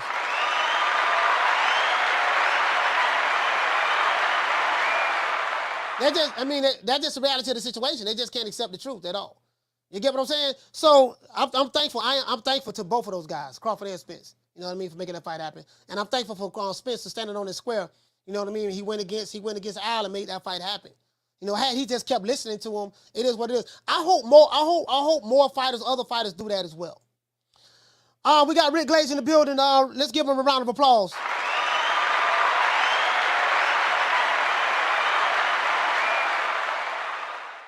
Rick, what's happening, man? Not much, pal. How you doing? I'm doing good. Good to hear. Rick, I'm talking about Crawford and Spence, how this fight got made. Did you see the interview with Crawford on the Joe Rogan podcast? No, I did not. It was a great interview. He spoke about how the fight got made with him and Spence, and he said that basically he didn't say Al Haymon by name, but he said that, you know, he told Errol Spence, look, man, you got people on your team, they blocking the fight. I'm trying to make this fight happen, but, you know, they keep telling me to take this, take that. They don't want to be fair. None of that. They try to devalue me. You know, so he decided to say, hey, you know what, the hell with it. Let me get in contact with Errol Spence and deal with him directly. And he said Errol Spence agreed with him that he was being treated unfairly, and Errol Spence decided to make this fight happen along with Terence Crawford, and that's how this fight got made. According to what Errol Spence said. Now, according to what Terence Crawford said, and Stephen Espinosa did several interviews basically saying that when fighters want to fight each other, fights do get made. And I take my hat off to the fighters. They the one made this fight happen. Stephen Espinosa said that on several interviews. So why in your opinion, why did it have to take Crawford to deal directly with Spence in order to make this mega fight happen? Why it just couldn't happen through Al Haymon, per usual? Well, Haymon is you know, I've called him for years. He just he blocks fights. I mean, he's the great obstructionist, as I've called him for years, and he doesn't make the best fights for boxing. He makes the best fights for himself, whatever his agenda, and he doesn't care about the fans' agenda. And he doesn't care about the sport. He doesn't care about legacy. He just cares about himself, and it's his hidden ego. The guy has got definitely a closet ego, and it is what it is. He's been proven to be what he is for now basically 8-9 years. I mean, history keeps repeating itself. People don't get it. And these people that sympathize or like followers of Al Haymon, the Haymonites, the Haymon Johnson jumpers, and all these creatures out there that belong to the LDBCs and stuff like that, they don't get it. This guy has hurt boxing. They keep talking about how the fighters are paid a lot of money and they don't fight. Well, they don't fight often. They can't build legacy. They can't build a great fan base. And there's so many things they can't build because of it. And this is just one of them. Just one of the fights that he's tried to block. Luckily, we saw the fight. And then the other one he tried to block was Stephen Fulton, and Fulton threatened to leave him. And then after they patched up, Stephen said, it was never, Al never said that, and Al was always behind the fight. It's all bullshit. He tried to block the fight. And Fulton said it was life-changing money for Fulton. Fulton at 122 pounds doesn't make big money, and he got $3.1 million for the fight. For a guy like Fulton, that's life. For a guy like Crawford, that's not life-changing. Everything is relative. Okay, so go ahead. No, Fire away. No. What I'm saying is, okay, I hear what you're saying, but you're saying that Al Haymon, the owner, looks out for himself. He blocks fights, but Bob Arum do the same thing. Like my thing is, I hear what you're saying about. Not really. There's a big difference. Okay. Let me say this. Let me just say this. Sure. Promoters look out for themselves. Al Haymon is not doing anything no different than what any other promoter is out there doing. The volume is different. Arum may do it once a year, where Haymon does it 3-4 times a year. The volume is completely different. You're talking about probably a 4-to-1 average difference between how many fights they actually block. Big difference. Okay, so as it relates to this fight in particular, Crawford Spence, Crawford said on the Joe Rogan podcast, he said that, man, if we're going to make this fight is going to happen, man, you're going to have to be the one to make it happen. You have people on your team that's blocking this fight. He didn't say the names, but that's what he said. So, Errol Spence, I think this is the first time that, I don't know how true it is, but I think this is the first time he actually made his own fight, without Al Haymon. They made that happen. So, I take my hat off to him for that. What was the reason, in your opinion? Again, I have to put it in this proper context because, Rick, I know you don't like Al Haymon, right? So, if people who hear this interview, they're going to say, "Well, man, look, you can't believe nothing Rick Glazer says as related to Al Haymon and the PBC because he hates him." And they have a point. They do have a point in that, right? So, but I've never denied that. Right, but you never denied that. So, but I'm just asking you, in your opinion, like, why? The fight happened. It's water under the bridge. It's done. Okay. Crawford is on another stratosphere right now doing this thing. I just feel like that. Do you think that more fighters should do what Crawford and Spence did and make their own fights happen if you have fighters that are not allowed to fight each other? Like, perfect example, Top Rank. Bob Arum have Beterbiev over there. But Beterbiev, and then you have Dimitri Bivol. Why Bob won't make that fight happen? Because there's not enough money to satisfy all the parties. It's not they don't have a big fan base. It's just two really great fighters. There's no fan base. The political climate is too strong, too poor right now in Russia to make the fight. And as we all know that. And you have a situation where there's not enough money to satisfy all the parties. So that's why Bob's not making. That's not why. Bob wanted to make the fight. The BC said, "Oh no, we got to do this. He can't fight. He's a Russian and blah blah blah and all that happy horse shit." Okay, fine. Okay, but also the Beterbiev has a mandatory due. It may, after the mandatory is done, assuming that Beterbiev wins, and that's an assumption. If he wins, then maybe they will make the fight. Maybe at some point, Mauricio Suleiman says, okay, they can fight.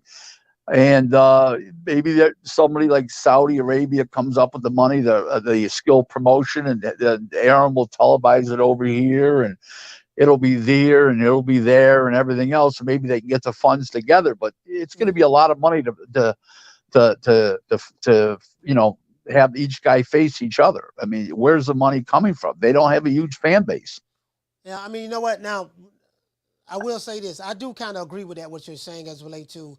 But no, there's nobody in Boston really talking about Beterbiev or Dimitri Bivol like that. I don't know what type of money I don't know what type of money that they want, but there are people who want to see the fight. But you do have a point. Boston is a business.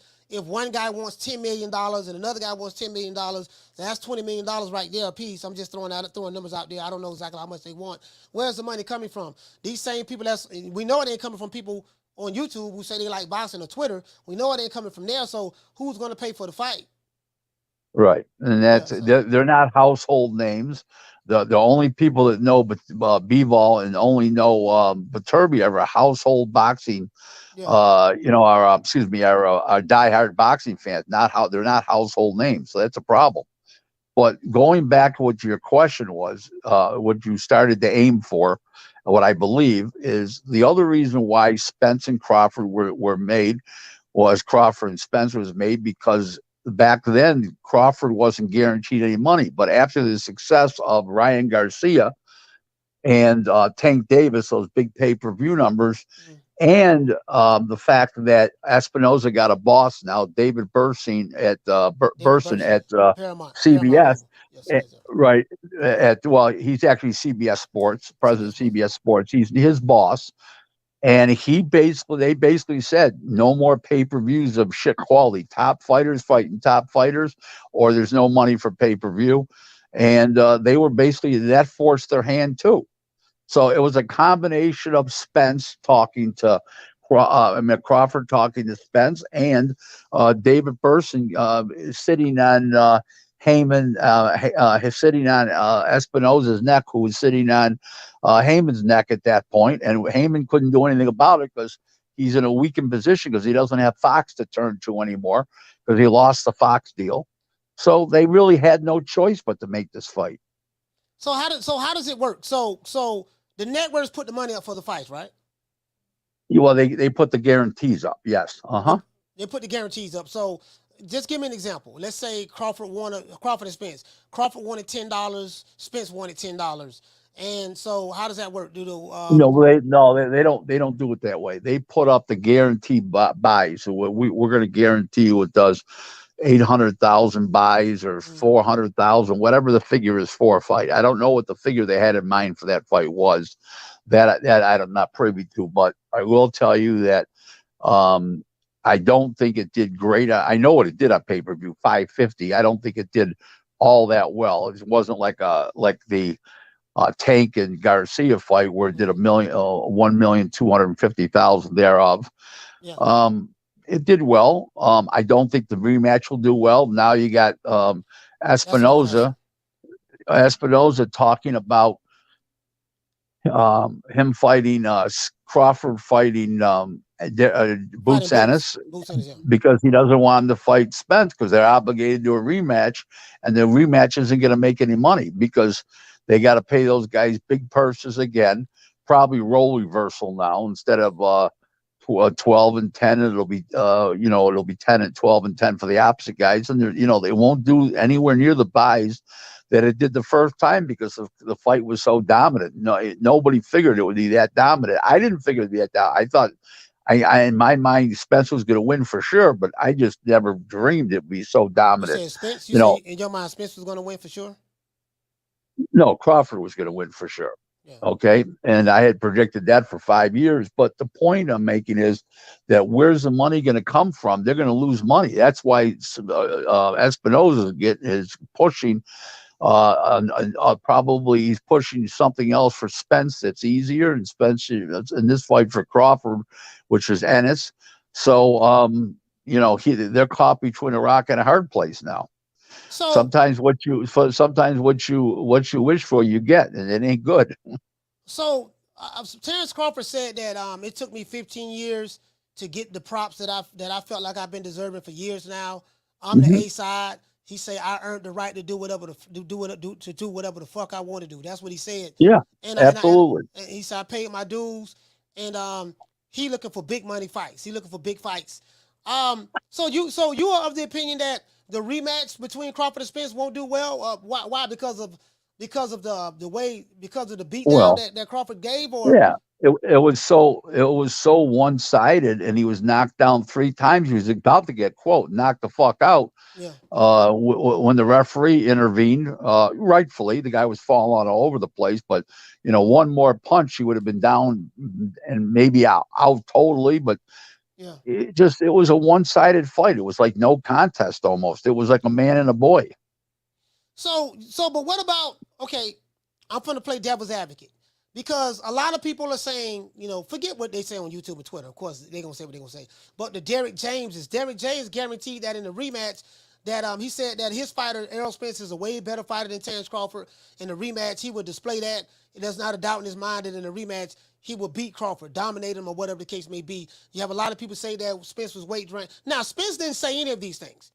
But personally, I want to see that rematch because I heard 1,000 different reasons why he lost, not from Spence, but from his supporters, people at PBC and stuff like that. It seemed like that the PBC side, they were upset that Spence took this loss like this. And I seen the look on Derek James's face and stuff like that. Well, just to let you know. Did Crawford mess up the apple cart by beating Spence the way he did? Absolutely. But it's the agony of the week started out on Tuesday when Stephen Fulton got blasted over in Japan. That was the beginning of the end. That was like the appetizer. You know what I mean? And the main course is served Saturday night. You know what I mean? So it's just the way it went. I mean, every time that PBC fighters fight non-PBC fighters, and Crawford is not a PBC fighter. People got to get that out of their head. Even Espinoza said that. It's 2 fights to fight Spence, and that's it. There's no PBC deal. Now, there may be eventually, okay, but for now there is none. And in the meantime, is that his record, Al Haymon's record, is horrible with his fighters fight non-PBC fighters. And the part of the reason why they're so inactive, they get a lot of soft touches, and they're not prepared to fight the real good elite fighters because they're inactive and because they've got a lot of soft touches, and they haven't built up to that point. So it's amazing you said that. I was listening to an interview from Buddy McGirt. Shout out to Buddy McGirt. Me and him share the same birthday. Buddy was saying that, inactivity. I heard Steve Kim say this. A lot of people I've spoken to. Inactivity kills a fighter, right? And when you have a fighter that's inactive, and especially if you come in there with an apex predator, you want to be sharp. But the inactivity, do you feel that? I don't know, man, because Spence beat Ugas. He beat Danny Garcia. Yeah, but Spence, time out. Spence and Ugas were second-rate fighters. Danny Garcia never won a meaningful fight at 147 pounds. Facts. Every time he's fought, he's lost in meaningful fights. Facts. And Ugas never beat anybody until he beat a 43-year-old Pacquiao who was inactive himself. Yeah. Okay? So I had said all along that Spence was on the back nine. He was Shafsky. Nobody believed me. He just manhandled Garcia and Ugas. What did he manhandle? They were handpicked guys. He's supposed to beat those guys. Those guys are easy. Yeah. That was those guys was tailor made for his style. So basically, it was an illusion created, and this is the problem because I always hear that fighters that are non-PBC fighters, they are not great fighters. They're not good fighters, and of course, there's some good fighters over there at the PBC. I like quite a few of them.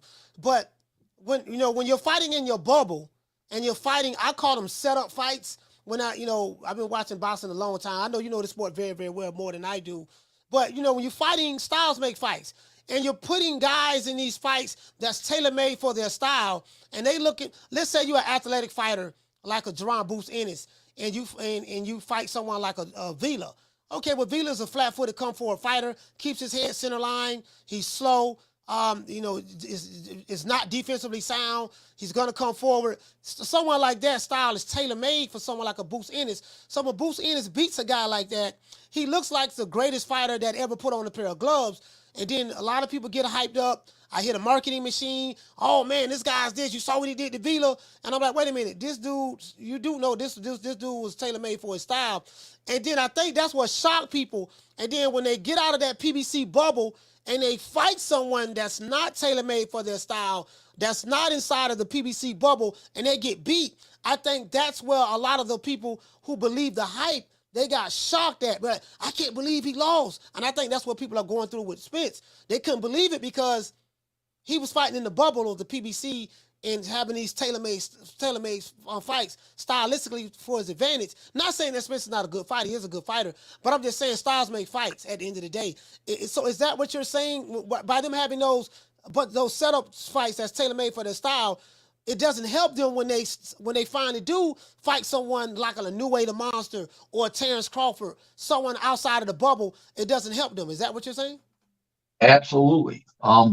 Furthermore, is to give people what an optical illusion those two fights were with Danny Garcia and Ugas, is that he was no more shot the other night than he was against Crawford than he was against those two guys. Was his timing maybe a little off because he's been inactive for over a year? Yeah, okay, I'll buy that part, but I'm not going to buy the part that those guys. He was the same guy as he fought those guys. Those guys should just what they are, and that's why if Crawford would have fought those guys, he would have destroyed those guys. And it's just that people aren't realizing what they're seeing. They're buying the optical illusion. I mean, we know how rainbows come about. I'm talking about the ones in the sky. Yeah. I know. We know how rainbows come about, but that's what they're watching. They're watching rainbows. They're watching the mermaids, and that's what they're watching here. They're not watching real shit. And when they saw Crawford, they saw Spence in with Crawford. They saw real shit, and they saw what it was all about. One of the things that's always bothered me, and I have no financial interest in Terence Crawford. I've only met him once, talked to him once in Fresno back in November 2019. I don't know the guy. I know Bomac well. Bomac's a cool guy. But here's what's bothered me. Everybody that's negative, that is a Spence or an Earl sexual or one of those Haymonites, Haymon Johnson, all those guys, they always said that Crawford's resume was horrible. Crawford's resume was never horrible. He fought the best that was available to him, including all his mandatories, but he was that good that he made those fighters look that bad. You know, Joe Rogan said that on his podcast. I know you remember Roy Jones. Roy Jones made a song, and I always refer to this. I mean, this was when Roy was Roy. You know, he said, y'all must have forgot. You had the nerve to say that I ain't fought nobody. I just make them look like nobody. Joe Rogan was talking to Crawford. Crawford say, man, I've been boxing for all these years, 15 years, and every time I make some kind of accomplishment, 3-division world champion, fighter of the year 2014, 3-time Leno, 3-time Ring Magazine, two-division undisputed champion, and they always move the goalposts with me. They say I ain't fought nobody, and he say that's what it is. So Joe Rogan said that, he said, now I beat Spence worse than I beat anybody. Joe Rogan say that Roy Jones went through the exact same thing, and he was right. Sometimes when you have fighters that are that exceptional, when you're another guy, Joe Calzaghe. Yeah, Calzaghe. Same thing. Same thing. Oh yeah. Hey, listen, I was a Calzaghe hater. I was mad. He beat Bernard Hopkins and he beat doggone Roy. I was like, man, god damn, man. I was like, but Joe Calzaghe was a bad boy. He was a bad boy. Right. I don't hate him. Same thing about him. I was a Calzaghe hater. I was a hater, but I'm not that anymore. But Calzaghe was a great fighter. He was. He didn't get his, sometimes again, like when you're a great fighter, you're always going to have that opposition of people who find ways to discredit you. 15 years. Can you give me some examples that you've been in the boxing, right? What are some examples that you know of that you gave me, Calzaghe, of fighters that they're great fighters, but it took them years to get their props. It's like people slept on them. No matter what they did, people just, I think of Bernard Hopkins. Bernard Hopkins wasn't one of my favorite fighters at that time, but he didn't really start getting his props till after he beat Tito Trinidad, if memory serves me correctly. All right. I think the best example was Calzaghe. To be honest with you, I don't think there's any example that's better than that in the last 30 years than Calzaghe. Yeah. Until Terence came along, Roy before that, then Calzaghe, and now it's Terence Crawford. That's the same. They were great fighters, but people didn't realize it because they were destroying people. Yeah. So it's a funny thing. Jeff Lacy was an Olympian, a U.S. Olympian. He was undefeated world champion. Yeah. Everybody feared him. Nobody wanted to fight him. Okay, Lacy was favored to win. Okay, Calzaghe destroys him. Yeah. And everybody says Lacy was a bum. No, you don't know what you're looking at. You don't know what you're looking at. The other guy's just that great. You don't know what you're looking at. The other guy is that great. You just don't get it. You can't make this shit up. Hey, you know what get me? You know what you can't make this shit up. You know what get me?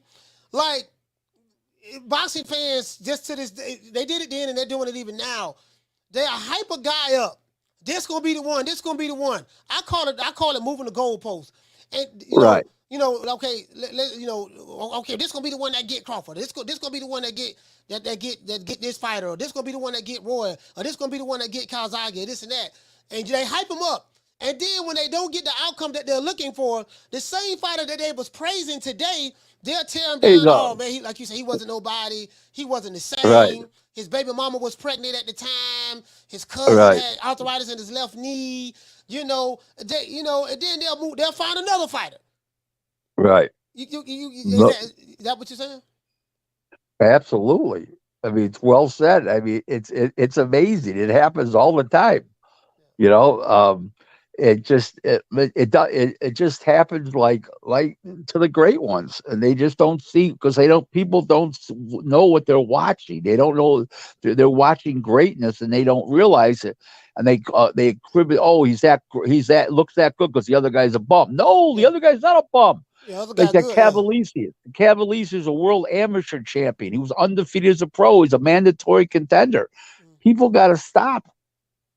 Crawford made him look that bad, okay? Because Crawford's that great. It goes back to the Willie Pep days. He fought top fighters. He fought top fighters, and he made people look foolish because he was so good on his feet, and his hands were so fast, and his ring IQ was so high. He made people look foolish, and he made great fighters look foolish. Yeah, Willie Pep was a motherfucker, man. Right, and he couldn't punch. He only had a handful of knockouts and hundreds of fights, but he could box. He could box. Box. It doesn't matter how you will. One time, a reporter said, this guy can really punch, Willie." He says they could all punch, but they can't hit me. Shout out to Jim Papa dropping that $2 super chat. He said that they blaming it on Snap program now, Coach. Yeah, they blaming it on everything. Hold on, Rick. Let me get these super chats out of the way. No, before I do, Rick. I've heard 25 different reasons why Errol Spence lost his fight. I've heard over 100. Okay, so this is a question I have for you before I address the super chats. Which one is it? Out of the 100 different excuses, it's the one that they won't admit to. Terence Crawford is great. Jill Papa said they blaming it on Snack now, man. I got you, fam. Shout out to Candace Slim for dropping that quarter of a dub. $5. He said, "Welcome back, Coach." He said, "Fulton lost, Errol lost." He said, "Rick Cook, the honorary PBC manager, on his own show, allegedly." Yeah, you talking about the guy who's supposed to be a manager? I'm like, I don't. Can somebody please show me which fighters this guy's managing? Like, hold on. What did he say about me on that show? No, he said you cooked what the dude named Farty? Manager Farty. Yeah. I mean, he was so ignorant, arrogant, and arrogant. I had to hang up on the guy. And wrong. Wacko. And wrong. I don't know if this is the real top rank. Oh, the Manny Ruiz. Shout out to Manny Ruiz dropping that half a dub. Hey, okay. He said Haymon's killed boxing. Haymon's been in boxing since the early 2000s. Since Haymon's been in boxing declined. I mean, Rick, I don't. I'm not gonna lie, man. I don't agree with. What do you mean by Haymon killed boxing? How did he kill boxing?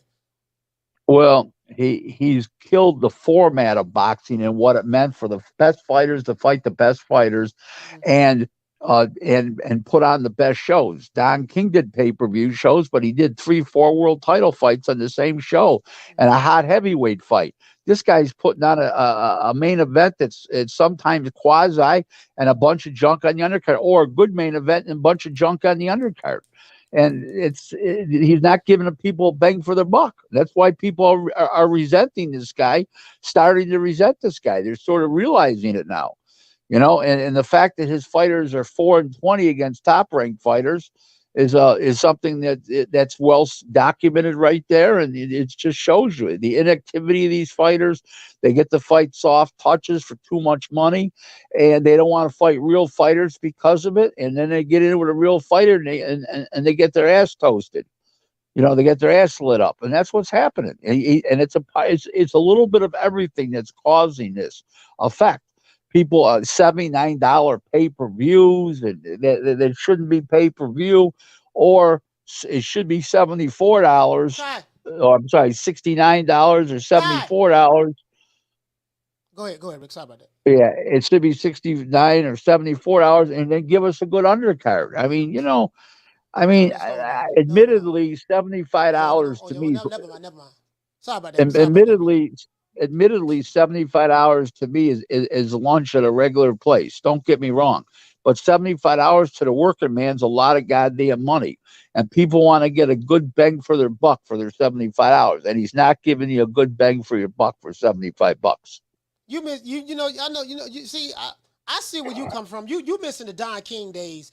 I remember, man. I forgot my paper. Where my paper at, man? Because I always reference this. Remember when they had like was it the Revenge of the Rematches or something like that? Right, Revenge of the Rematches. Four world title fights, all great fights the first time, great fights the second time. But that was just one of them. Don put dozens and dozens of those cards on, those high quality cards. They had Julio Cesar Chavez versus Frankie Randall. That was a rematch. I think Julian Jackson versus Gerald the G-Man. Yeah, Gerald McCollum. Yeah. Zuma Nelson. Zuma Nelson? Who he fought? Jesse James Leha. I think Jesse James Leha. Yeah, Terry Norris, Simon Brown.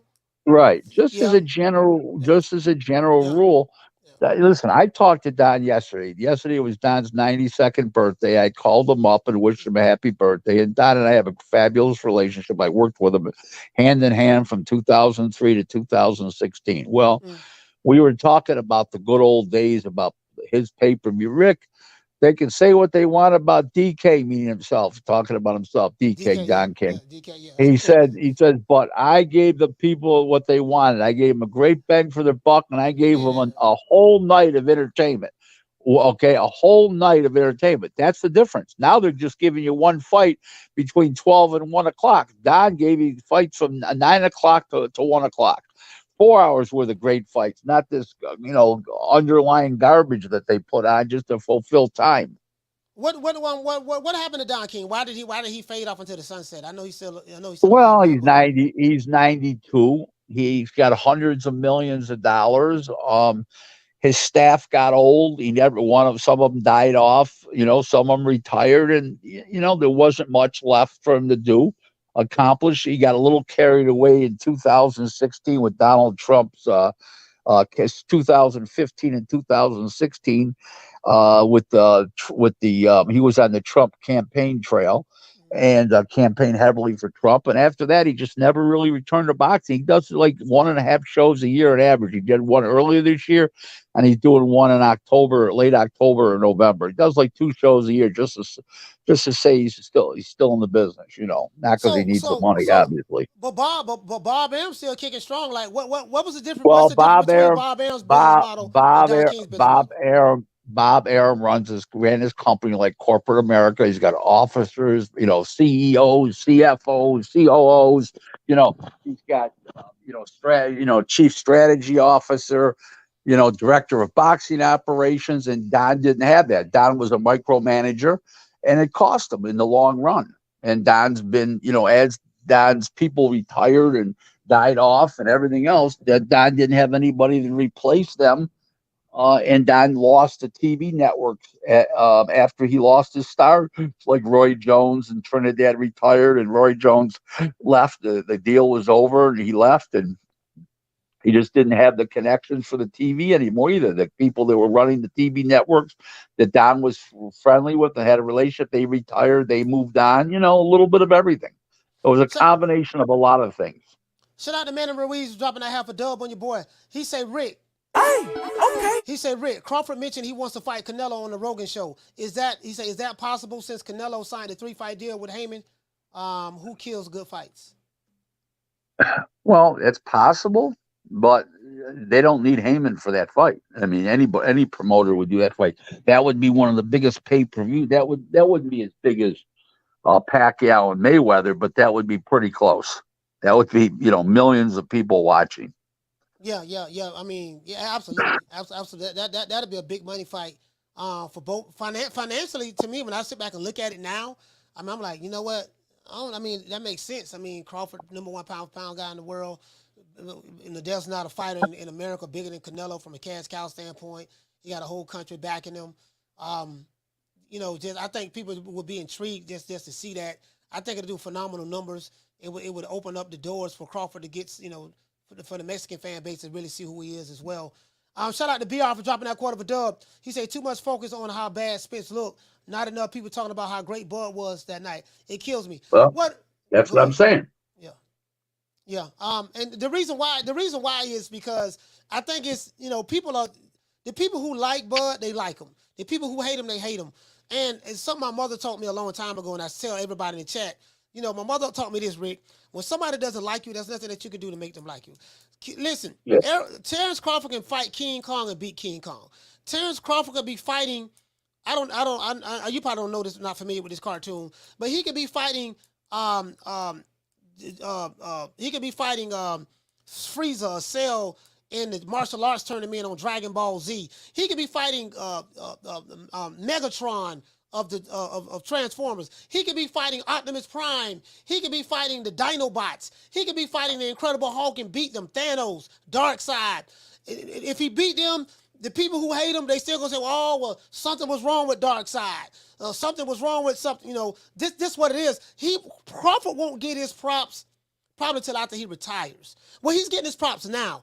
But once he retires, go off into the sunset, and people sit back and reflect, they're like, man, that was a bad dude. He's getting his props now, but I'm saying his props from his haters.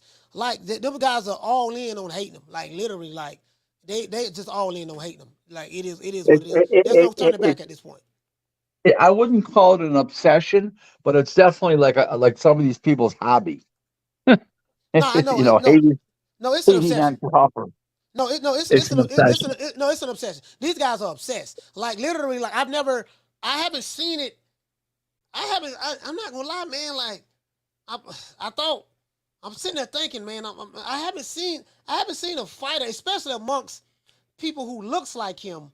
That group, the group of people online that looks like him. I haven't seen, like, I thought Canelo was probably the most hated, but I think Crawford has kind of like maybe surpassed Canelo after this performance here. It's like they dug in even more. It seemed like they're upset that he beat this guy so thoroughly, the way he beat him, and their brains are in shock and trauma, and I can't accept the reality of what my eyes just witnessed, so I got to make up something else in order to take credit for this guy, even though I know what I'm saying is not true. I'm just making it up. You get what I'm saying? Yeah. In truth, Crawford is despised by people and no reason. That's the word. Despise. Despise. He's first of all, he's a very nice guy. He's a very good talker. He's personable. He's not like this great charismatic guy, but he's personable. He's nice. I don't know why anybody would want to hate the guy. It's ridiculous. You're watching greatness. But what I loved about the Spence fight, Crawford and Spence fight, besides the fact that I was vindicated for how I felt all these years and people doubted me. But the thing that I liked the most is when he turned to the corner and grabbed his Johnson and says and told Jermell Charlo, "You're next." Yeah. He wants Charlo, and Charlo. Oh man, I don't know what this fool's talking about. I'm fighting Canelo next. He's telling some guy sitting next to him. Yeah, I mean, he was shitting his pants. And in the meantime, Crawford is a cool guy, and people got to people have to listen. The king of swag with Italian Americans has always been Frank Sinatra. Okay, this guy's got his own right. This guy's got his own swag. This guy's got his own story, and he's from Omaha, which is not a boxing hotbed. You think of LA, you think of New York City, you think of Detroit. You don't think of Omaha. Okay, you think of Houston, Dallas. Okay, fine, but you don't think of Omaha. No, you don't think Omaha. Right. He's brought it to a different level. He's a hero in the community. He does things back for the community on a daily basis. He's a family guy, loves his wife. I mean, everything about the guy's perfect. He doesn't get in trouble. Like he had that one little incident over the car, but other than he was more hot-headed than he, upset than he was criminal. Yeah. And you don't hear him walking out on paying the restaurant tabs and bar tabs, and he's just a gentleman. Maybe people can't accept that he's a really good guy. You know what I mean? And his wife's not threatening to leave him because he's turning down fights like Jermell Charlo and all that mess and stuff. And he's just a good person, And then I hear all this negative stuff, about Bomac. How could he trade? Look at him. He's a fat guy and all this bullshit. He's a great trainer. He's a great guy. I have nothing negative. I know Bomac well. I just talked to him on the phone the other night. Yeah. I'm looking to do a little business with him with another fighter that he's working with. And to be perfectly frank with you, I find Bomac to be a complete gentleman. I think he's a warm guy. I think he's a happy-go-lucky guy.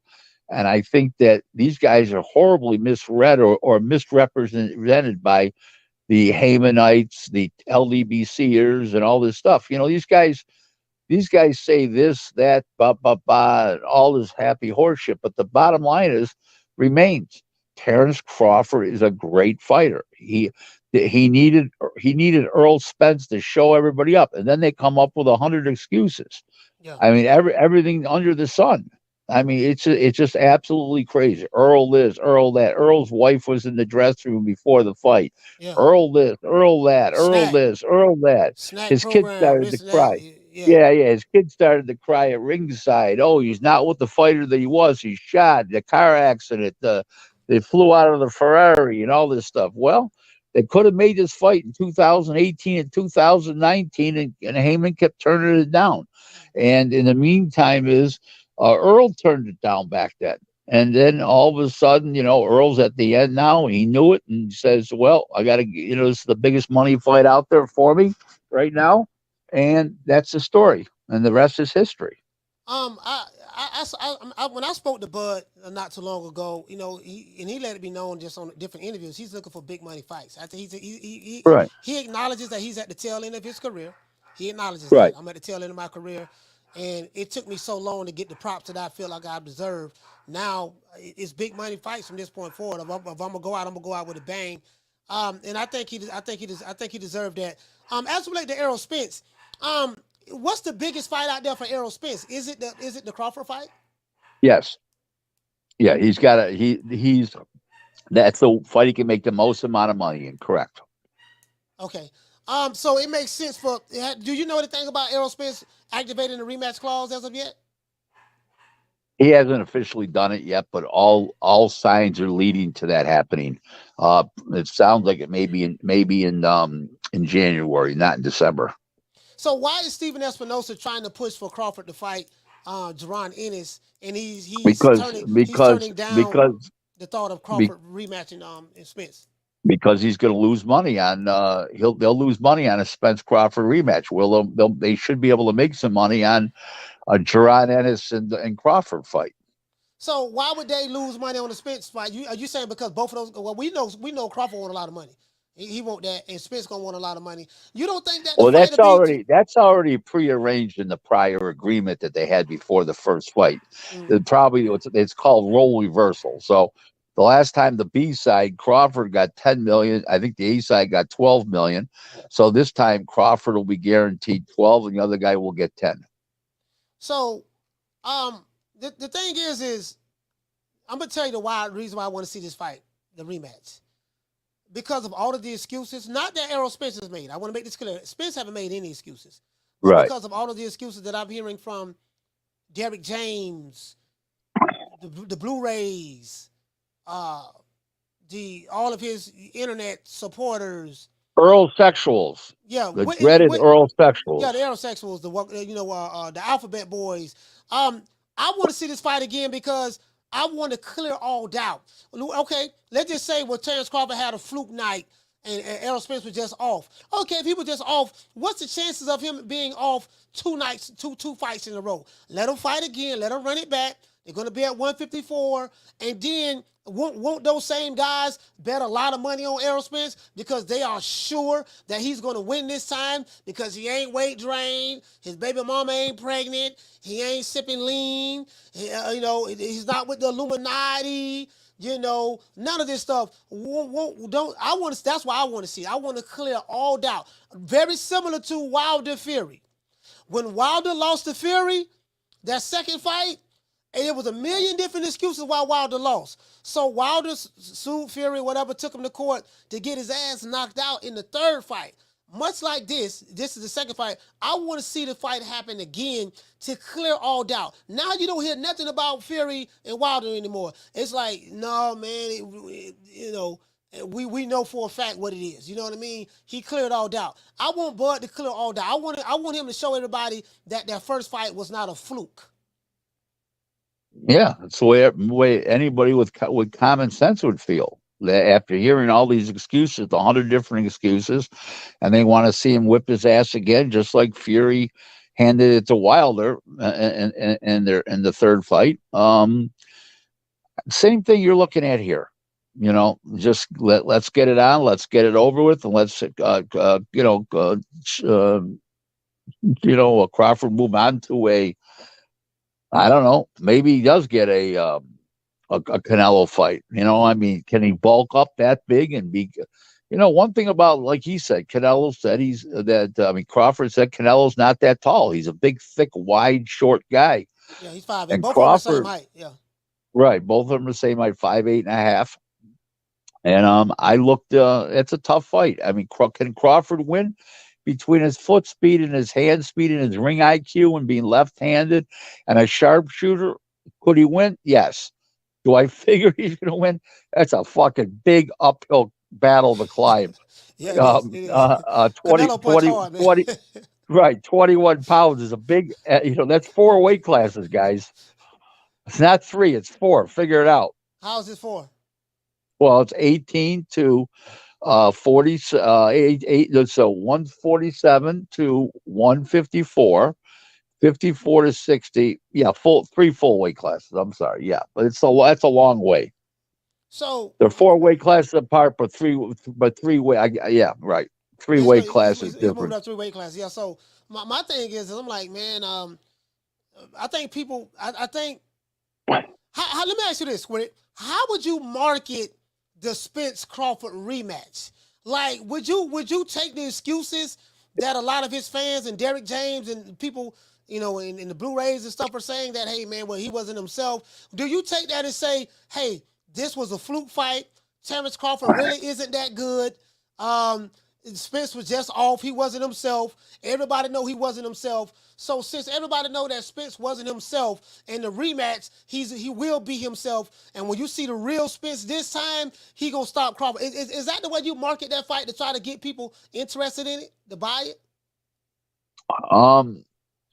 Yeah, that'd be a part of it. That he was weight drained at 4. Come up with the excuses and say he wasn't himself. He's now at 54. This is a different fight.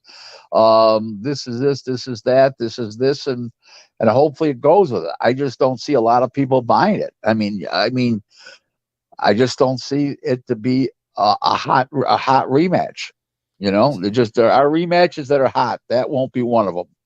Stylistically, what is it that you think that Errol Spence can do differently in order to get a different outcome? Zero.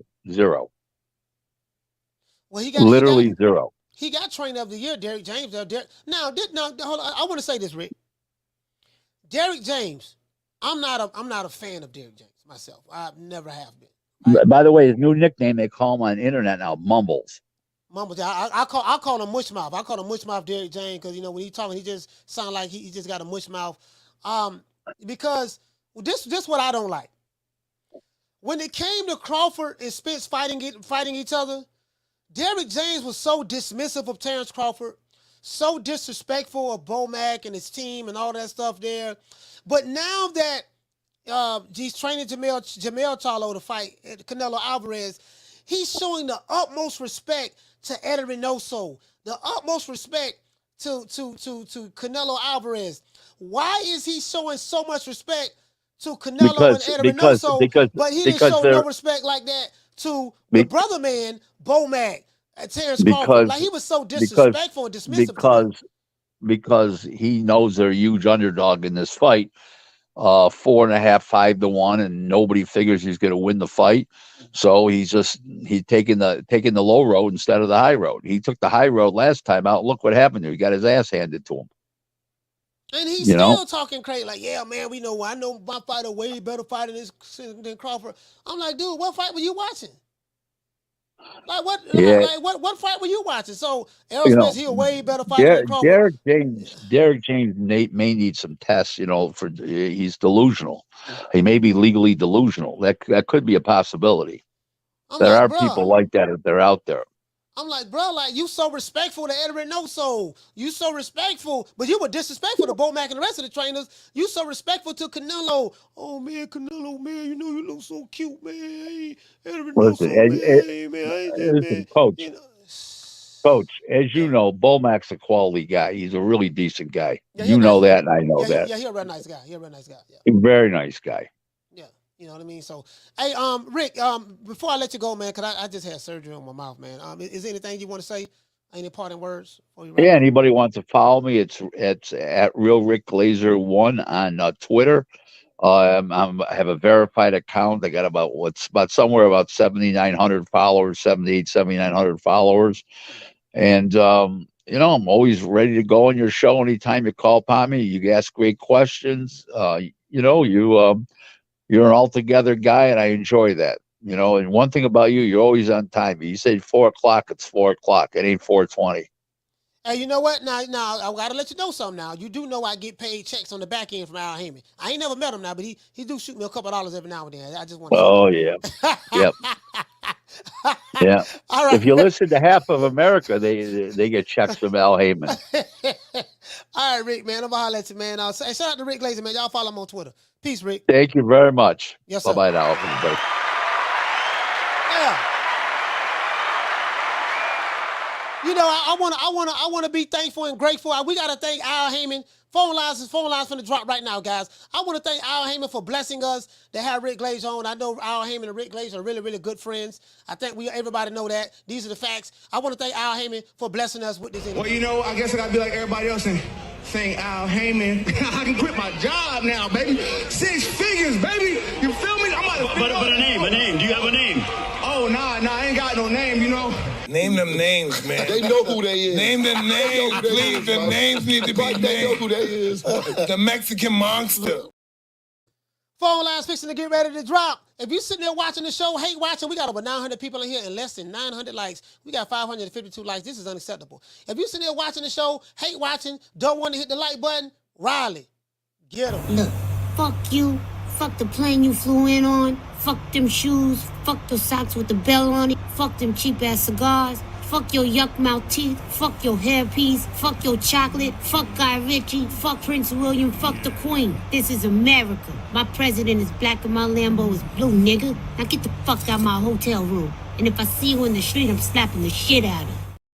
Shout out to Gloria Day and the Fabulous Set Trips. Anybody talking about pulling up? I'm going to send my goons at you. Gloria Day and the Set Trips. These niggas don't play. These niggas don't play. We don't play. You ain't heard. They be tripping. We be tripping.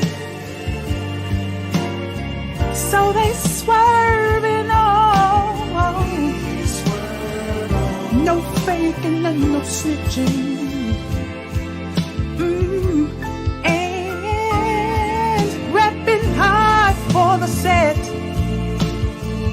Oh, mamas, it ain't no lie. Because niggas gonna bust. Niggas gonna bust. Shout out to West Side, man. Shout out to West Side. Shout out to Swat Jones, my sister Food Revolution, Knockdown 305, Schoolo X-Man. Shout out to Elena. What's going on, sis? Shout out to Elena. Shout out to the Duchess of Wisdom. Shout out to Jackie Hernandez. Shout out to my main man, just everybody, man. All the sisters, Green Eyes P. Shout out to Dr. Paul Evans, Mike the Mobile Mechanic. It is what it is. Hey, man, we ain't even playing with it, man. We got to say something to the haters out there, man. Let me address something to some of the haters out there about me. Y'all can kiss my ass. Twice. Let's pay some bills, man. We're going to pay some bills and we finna drop this phone line. About you.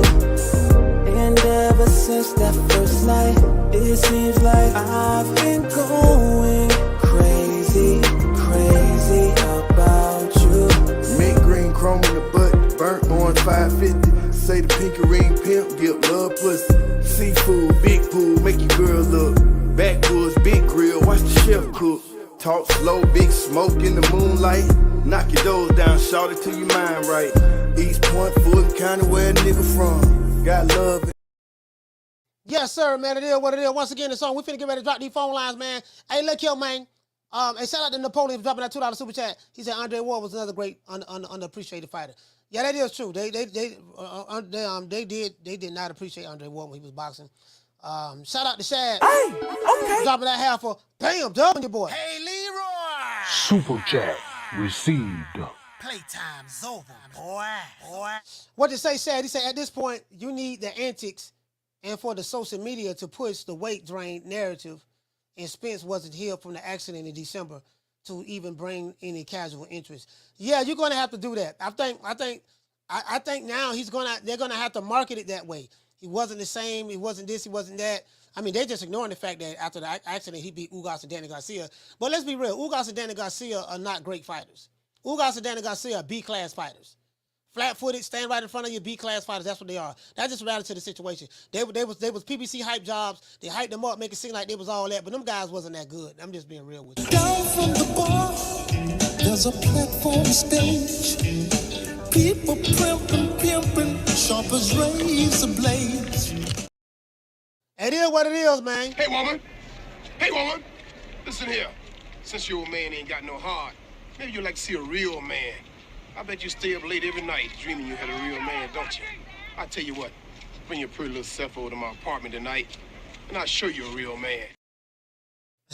The pull-up game serious, man. You wanna argue? I can't argue with you. You mad. Look at you. You mad. I don't get paid to argue with you. Who is you? You ain't nobody. Phone lines for the drop. You wanna talk some shit? Call me. Start some shit, bitch. Sup, fool? You gonna talk shit about me, homie? Where you from? Hundreds of niggas is waiting for your motherfucking call, and they all talking shit about you right now. Call the coach at 530-494-9636. We waiting on your bitch ass. You know what, man? That's the word I was looking for, despised. Terence Crawford is despised by the black YouTube channels on YouTube. The black YouTube channels, a certain group of them, he is despised by them. As a matter of fact, that's a strong word, despise. I despise that nigga. I hate him with a passion. And I'm like, two-figure niggas, you know, dog, you got a net worth of 2 figures. You putting too much energy into this here. He beat your man ass, get over it. I can't stand them, dog. I can't stand them. Open up these phone lines. Who the first call gonna be? Caller, what's your name? Where you calling from? What's up, Coach? It's your inevitable. D-Block, D-Town, D-City, D-Ville, Baltimore. Fact! D-Block, talk to me, fam. Coach, I got rid of my Obama phone. I'm going to tell you that. I'm going to keep it sweet and short on that. I don't think I'm ever going to sound like I'm underwater anymore, Coach. Forgive me. Forgive me, please. The chat. Forgive your boy. He sound like he in outer space. Look, man, I ain't in the restroom. I ain't chilling somewhere being quiet or in somebody's trunk. I'm here. I'm live. D-Block in the studio. What's up, Coach? Man, the people happy to have you, man. Everything, it is what it is, man. Everything Gucci on this end, man. Just you know, we looking forward to the Canelo Jamel Charlo fight. I'm looking forward to that. I think that's the next big fight we have. I don't know any more big fights going down in the men's boxing. So hopefully, Coach, you know, that I'm looking forward to that fight. Coach, me and you, man. I mean, we're finally gonna define how Canelo could beat the slick black fighter. I mean, at the end of the day, like they say, Coach, and you already know what they say, he ain't fought a prime black slick fighter in a long time. We got it. We got what we want. Don't hate there's 2 divisions going up. I mean, shoot, you got to go up to make it, right, Coach? How you gonna? You got to go up. I mean, he want to be a legend. That's what Charlo want to do. He want to put he want to make sure he's a Hall of Famer. I would think he's a Hall of Famer by now because he's undisputed at 154. He's done something that I don't think anybody's done, right, Coach? Yeah, I think he's the first guy to become undisputed in the 4-belt era at 154. Yeah. The last guy that was undisputed at 154, but in the 3-belt era, I think it was Winky Wright. I think if my memory serves me correctly. Yeah. And that's the thing, Coach. I mean, to be undisputed, to be the king of your ring, man, to be the guy in the division that everybody got to look up to you. I mean, that's a tall task to do too, Coach.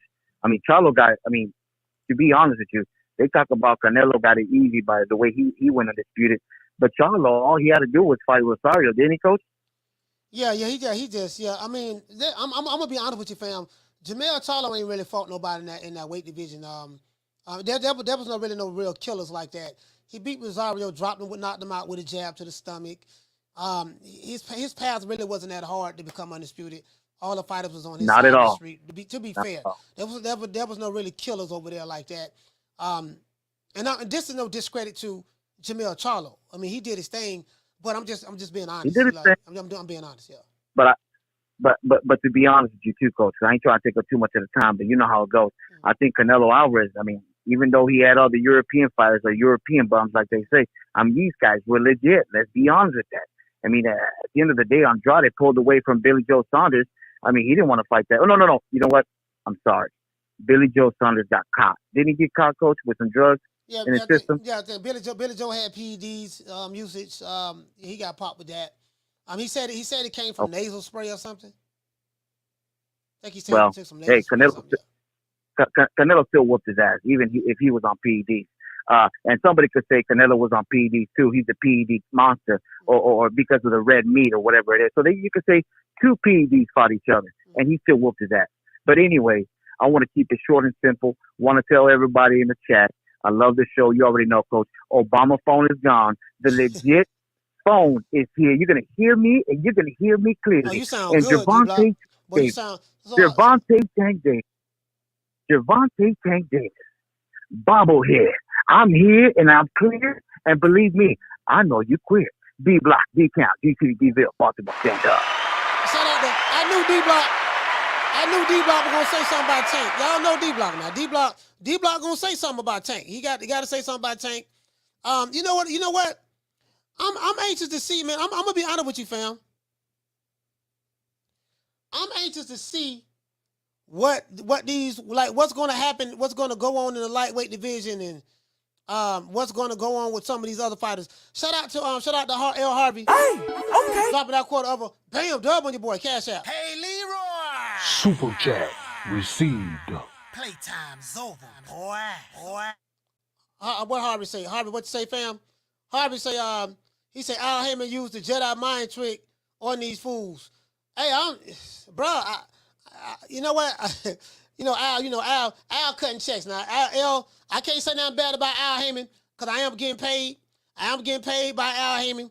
Al Haymon sending me cash apps right now. Well, he's sending me cash apps right now as we speak. So I really can't say nothing about Al now. You know what I mean? I got to call Al.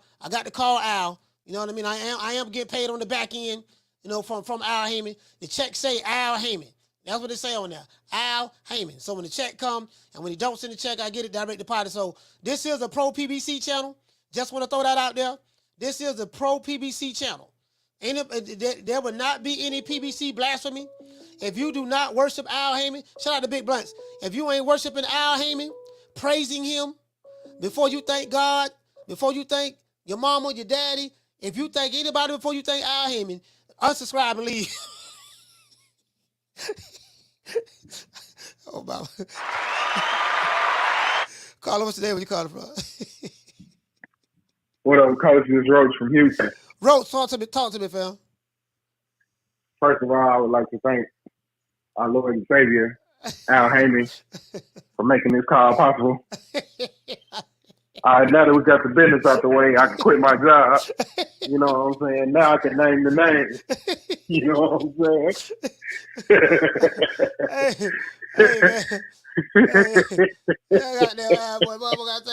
I'm like, these dudes be broke, ain't got no money, and bro, I'm like, okay, okay? Why you thanking him again? I'm just saying, dog, like, do you know what he look like? No, I don't know what he look like. Do you know what he sound like? I don't know what he sound like. How much he weigh? I don't know. Do you know how tall he is? Okay, well, like, I don't get it. Like, what is it? Go ahead, Ro. Sorry about that. No, it's all good, man. You know, we have to take care of the business, man. Pay the bills, like you say. You know what I'm saying? But just to kind of speak on what you've been talking about on the show. Yes, sir. I hate that all these YouTube channels have like they push that narrative so strongly about Spence and then, you know, discrediting Terence Crawford and all that. I wish it would have been a lot more unbiased coverage of the fight before the fight. I feel like the narrative of Spence getting his ass beat would have more so been focused on how great Bud looked. Because to me personally, what I took from it was the fact that Terence Crawford did that to a fighter that I consider the level of strength is like mind blowing to me. Mm. You know what I mean? And I watched a lot of boxing. I've been watching boxing since I was 4 years old. And so you watched a lot of it, yeah. I watched a lot of boxing. You know what I'm saying? I'm 30 years old now. So I'm 26 years in. You know what I'm saying? By the time I was 7, I knew everything that I was looking at. You know what I'm saying? Mm. So with that being said, that was the best performance that I've seen in a fight of that magnitude ever. You know what I mean? We've seen Bernard Hopkins do what he did to Tito. We've seen Floyd Mayweather do what he did to Diego Corrales. Mm. We've seen what he did to Arturo Gatti, which, you know, that was more so Gervonta Davis versus Ryan Garcia than, you know, but like we've seen great performances in big fights, and that by far is the best that I've seen. So, with that being said, all these excuses are crazy, but I do feel like that's a good marketing ploy to try to, you know, market a rematch after such a one-sided beating. Mm. And again, you know, I'm a Spence fan. I've said that multiple times on your platform, but I'm not an aerosexual. You know what I'm saying? That's the difference between Spence fans and aerosexuals. I'm just aerosexuals are right. You're not like that. I like at all. Go ahead. Sorry about that. No. I was just about to say, but to be completely honest, as a Spence fan, Bud doing this is 100% better for boxing. From how he's been exposing things on the back end, how he's getting his exposure and everything like that, and it's just much better for the game. So I'm gonna get off the phone. Appreciate you taking my call, Coach. All right, shout out to Roast, man. H-Town, stand up.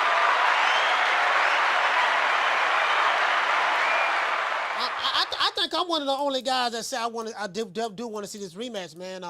Again, I don't have anything bad to say about Errol Spence. I'm very thankful to Errol Spence myself as a boxing fan. He was the one that put his foot down and said, you know what, this ain't fair what Al Haymon is trying to do to Crawford. I'm going to make this fight myself. Me and Crawford going to make this fight. I'm going to concede some things that Al and them don't want me to concede. I'm going to be fair to him. I'm going to make him sure he get a bigger guarantee. And I'm going to cut back on what I initially wanted. And I take my hat off to him. And now I understand why Bud thanked him. He said, man, I thank you. He hugged him, told him he loved him in the ring because Bud needed Spence in order to let everybody know how great he is. And that's how great fighters become known and magnified to the world. When you get in there with another great fighter, a fighter that's deemed by the masses to be all of that in a bag of chips. So, I got to thank him because Al Haymon, Al and them didn't, Al and them, they didn't, you know what I mean? They didn't want that at all. And I just thank Errol Spence for really, really conceding to a lot of things. I do. Carla, what's your name? Where you calling from? Scott from Harlem. What's up, Coach? Scott from Harlem. Talk to me, fam. Harlem World, stand up. Hey, absolutely. Listen, what I wanted to say was that, we're in a culture, and you probably see it in the government now, depending upon whoever you're pulling for, where people can't admit they're wrong and take a loss. I mean, I think back years ago where I lost money on the Lakers, big Kobe fan, where they respect the Kobe, where they lost to the Celtics. I took it as a loss. I had to pay my bet, and I wanted them to come back. When they came back and they beat those same Celtic teams. That's part of rivalry. That's part of sports. That's part of being a man. Yeah. So many of these theories that are coming out right now are ridiculous. Like if you actually watch boxing and didn't get caught up in the hype, you could see, as I said to you before in the email, Spence couldn't fight backing up. Spence had no counter game. But if you don't watch the sports and you just get an emotion and you want to be mad, I mean, you get the results. And then to make up all these ridiculous things that, like, there was no blood testing when there actually was. Blood testing. That's all I wanted to say to you. Yep. Yeah. And you know what? Shout out to Scott from Harlem. Yeah, I'm glad you brought that up. Hey, Scott, hit me right on the head. There's a YouTube channel. They wasn't taking drug testing. Crawford was on snack, this and that. I told these guys be making stuff up, literally. Like, there was blood testing. I knew for a fact there was blood testing because Bud told me there was blood testing. I knew that. They had blood testing. It just wasn't made public, but they was being blood tested. They had urine. They had all of that before and then after the fight as well. So, I mean, it just, again, these guys despise. When someone despises you, they deem you as, Carla, hold on. When someone despises you, they deem you as being worthless. They deem you as being, like, distasteful, like you just worthless. You ain't worth nothing. You're negligible. You get what I'm saying? And these guys, like what, Jabba the Hutt? What was Jabba the Hutt? I think I have that clip. We had Jabba the Hutt, better known as 7 8 Sports TV. He said that he hoped that, what he said, he hoped that the PBC raped Terence Crawford. Just rape him. He said that on, rape him naked, butt naked. I think he said he hoped Blue rape him or butt naked or something of that sort. That was on Trill Boxing Talk. It was Trill. It was CC. And he said that. And the thing is, Trill did try to stop him. Trill was like, because he said he was drunk. He said, man, hold up, man. Don't get out of hand. And he said, nah, F it. I'm drunk. I'm going to say what I want to say. Like, dude, when a grown man is yelling and screaming like, I want to see you get raped, and all of this stuff stemmed from he would not give the Alphabet Boys an interview. He would not give them an interview.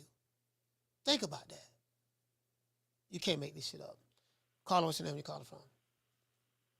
Red Stripe Atlanta. Red Stripe from Atlanta. Talk to me. Yeah. Okay. Yeah. I just wanted to ask, do you think that Charlo and Crawford are going to fight within the next 18 months? I hope so. Do I know? No, I don't know. Me. Oh, okay. Yeah, me. I like to see that fight too. But just to divert off real fast, I had added you on Twitter. It was two dirty foots that was hitting heavy on the 75-85 interstate. I had added you on Twitter. Man, I'm talking about these chicks look like they maybe change their sheets on their bed maybe once a month. Oh, my God. I mean, I mean, they on the middle of the 75-85 split, hitting.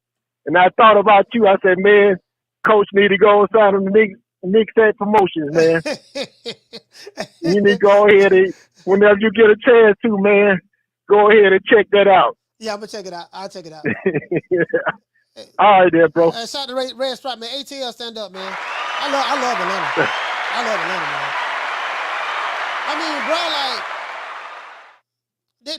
like, there are some sick grown men on boxing Twitter, boxing YouTube and Twitter. These dudes are sick. These dudes are really, really sick. And you know, it's crazy to me.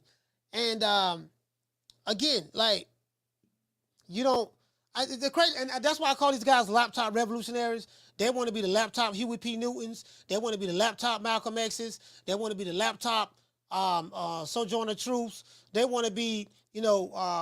And then the crazy part about it, they quote unquote pro-black. How can you be pro-black but you have so much hatred and vitriol for another black man? That doesn't make any sense to me. I destroy these niggas. These niggas ain't. It's very easy for me to do. But I'm gonna back up off of these fools. Because it's, you know, I think I don't destroy them already. I'm gonna just back up off of them, let them boys do them. I don't expose them for the frauds who they are, so people know who they are. They know who the real is, and that's why we keep growing. We're approaching 30,000 subscribers. We almost at 28,000. We getting subscribers like crazy, and I think what it is I'm winning. We are winning the information war. We're winning the information war right now. So if there was so much, the people want the real, man. People want the real, and they know the real. They know the real. They like, man, these same dudes talking that same old flam, popping that wheat. And that's all it is. Just the same old. And, you know, it is what it is. And these dudes do it for, you know, that's their hustle. Caller, what's your name when you call from? What's up, Coach? This is Coach Eddie from the ATL. Coach Eddie, talk to me, fam.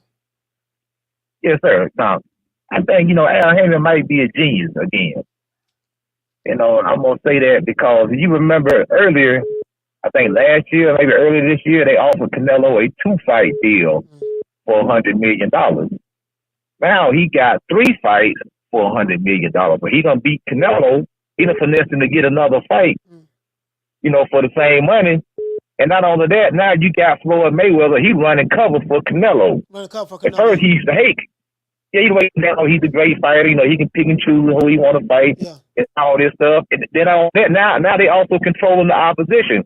Because the two biggest threats to Canelo, they're trying to get them to fight each other. It's David Benavidez and Demetrius Andre trying to hope that they cross each other out. You know what I'm saying? That way Canelo ain't got to fight one of them. And now we got a new star that's going to emerge, which is Terence Crawford. Now they got to figure out how they going to manipulate him and try to maximize the profit for the PBC, man. So PBC's in a good position right now, man. They got all the players on the chessboard right now, man. They looking good, man. Yeah, and again, like, to have a network like Paramount Global that's putting the money up for these fights, and they let it be known, hey, look, we ain't putting no money up if it ain't no big fights. So it kind of like forces their hand now. No, we gotta make the big fights. Now we have no choice. You know what I mean? Because if I'm a advisory company like a PBC, but I got these good white folks from Paramount, CBS, and Showtime that's saying, look, my nigga, if you want my money, you want my white dollars, you're going to have to give me the fights that we want. No more of these shenanigans. And now it's like, we have to do it. I'm just thankful to Errol Spence that he went against Al Haymon this time and made this fight happen. Because Al Haymon didn't make this fight happen. It was Errol Spence and Terence Crawford. And the reason why I say Errol, because he didn't have to agree with Bud, but he agreed with Bud and he went ahead and made it happen. And I'm really, and that's why Bud is so grateful to him as well. So I do want to see the rematch. I think that Errol Spence can do better. I don't think he'll win, but I think he can do better. I think he learned a lot in that first loss, and I think he will approach it differently. I think he won't be as dismissive of Terence Crawford. I think he will study film, like Derrick James will study film now. Let me ask you this, Coach Eddie. Let me ask you this. What say you about the way Derrick James treated Bomac in the lead up to Spence Crawford fight versus how he's treating Ed Reynoso and Canelo? Hey, man, one thing about us, man, I don't know if I think it started way back in the slave fields, man. You know what I'm talking about? It just, we got a lot of hate for one another. We got a lot of vitriol for one another. That's true. We'll fight each other harder than we'll fight any other race, man. That's true. You know what I'm saying? We go to the end of the earth, man. So I think he just disgusted, man, that he, got our coach. He got our Fox. His fighter they got embarrassed, man, what it was, man. You know what I mean? It was an embarrassing beating. But like you said, Coach, I think the rematch would be much better. But, they treating Canelo like he royalty, they talking about, how good he is, and Eddie Reynoso. Eddie Reynoso ain't all that to be, man. You know what I'm saying? You just looked up and just got a good fighter, man. And a lot of times these fighters, they the one that make the coach, man. Yeah, I mean, and this is the thing, like I know he trained of the year, but Ronnie Shields had I think when Jamel Charlo became champion, he became a champion under Ronnie Shields. So he had something he was working with, but I just don't I'm not a fan of Derrick James. I'm just being honest with you. I'm not. What's really making me not like him is I'm like, dude, you had so much hatred and vitriol for Bomac and Terence Crawford, but then when you get in front of Canelo and Eddie Reynoso, you kissing their ass. So you shitted and defecated. Exactly. You shitted and defecated on the brother, man. But then when you get in front of Eddie Reynoso and Canelo, you kissing the pinky ring. You asking to watch Eddie Reynoso's car. You tell him how much of a great trainer he is. You're not dismissive. None of that. So come on, man. I ain't got no respect for Derrick James. I just don't. I don't. Thanks, bro. Thanks. Shout out to Coach Eddie, man. ATL, stand up, fam. Salute, brother. ATL, stand up. Yeah. I ain't got no respect for that. I don't have no respect for that. You know what I mean? I don't, because you had all this energy for Bomac and Red and Saul and Crawford. And to this day, he won't acknowledge that Crawford beat this guy. To this day, he won't get a man his props. To this day, like he's stuck there.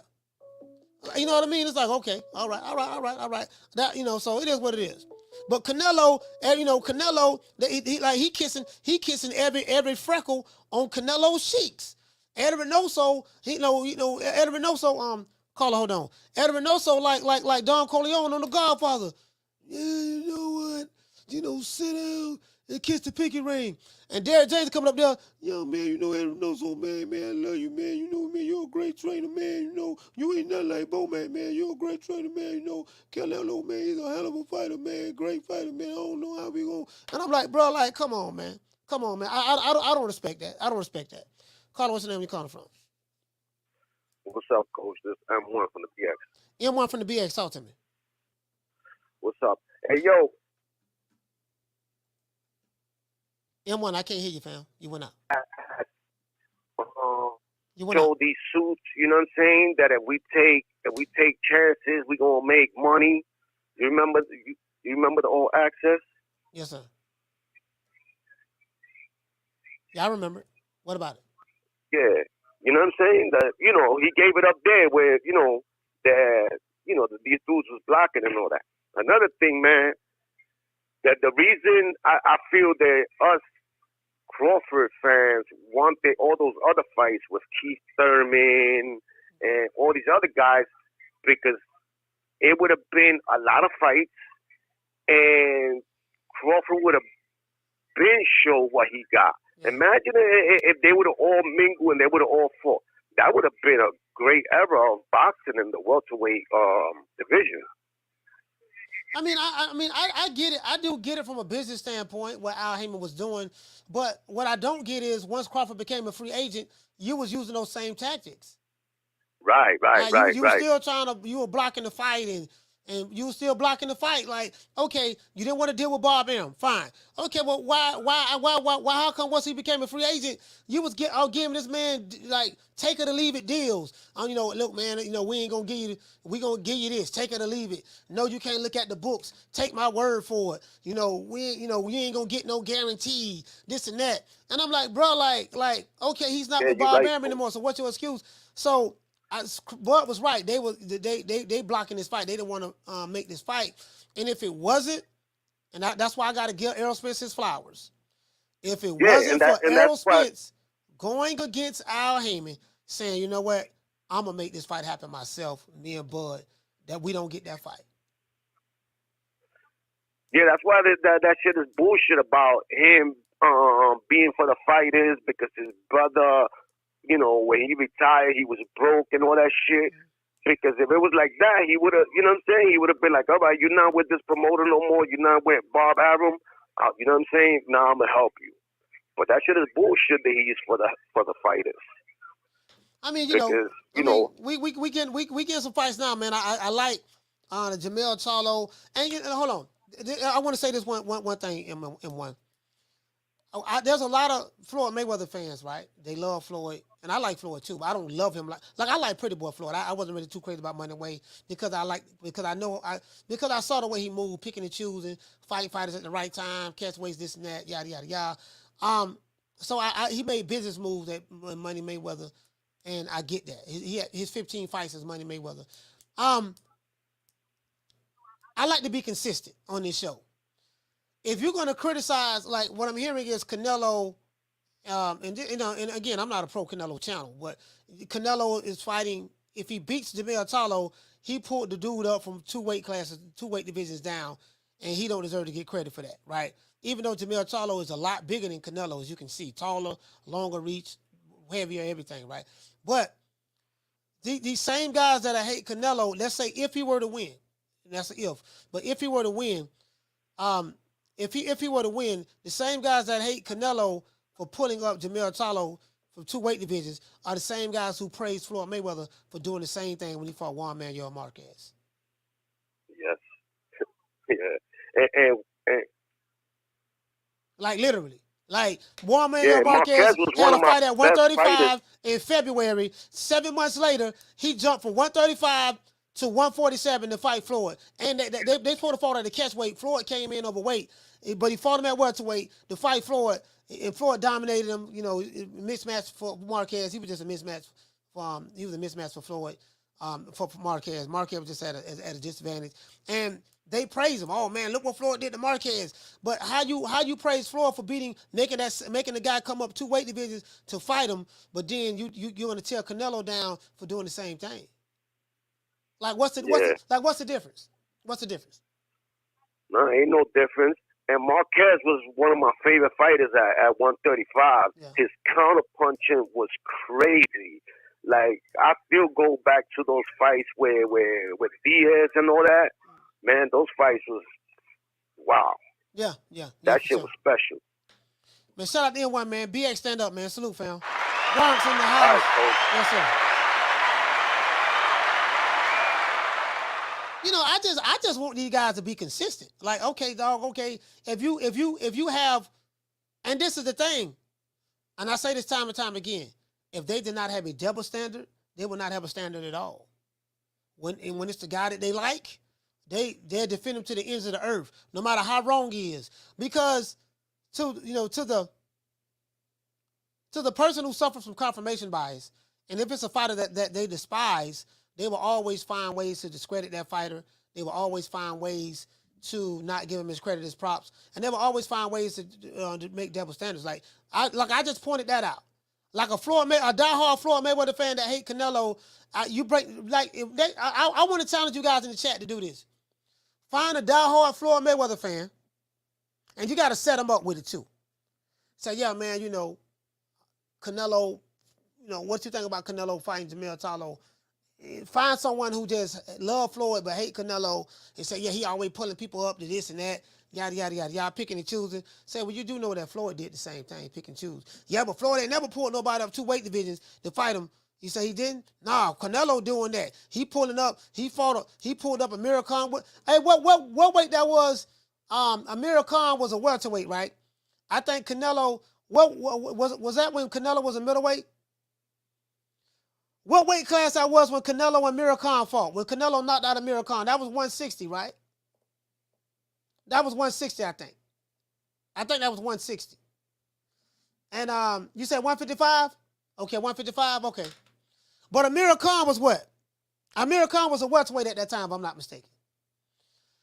So they fought at a catchweight at 155. Well, Canelo was at 154 or 155 catchweight. Canelo was at 160, but he fought Amir Khan at 155. So anyways.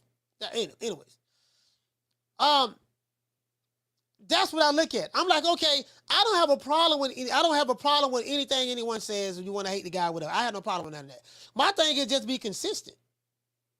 Just be consistent. You can't praise Floyd for doing it, but then hate on another fighter for doing the same thing.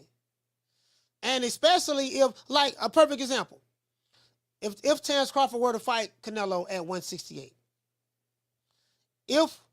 and you guys know Crawford is my guy. That's my main man, right? You know that.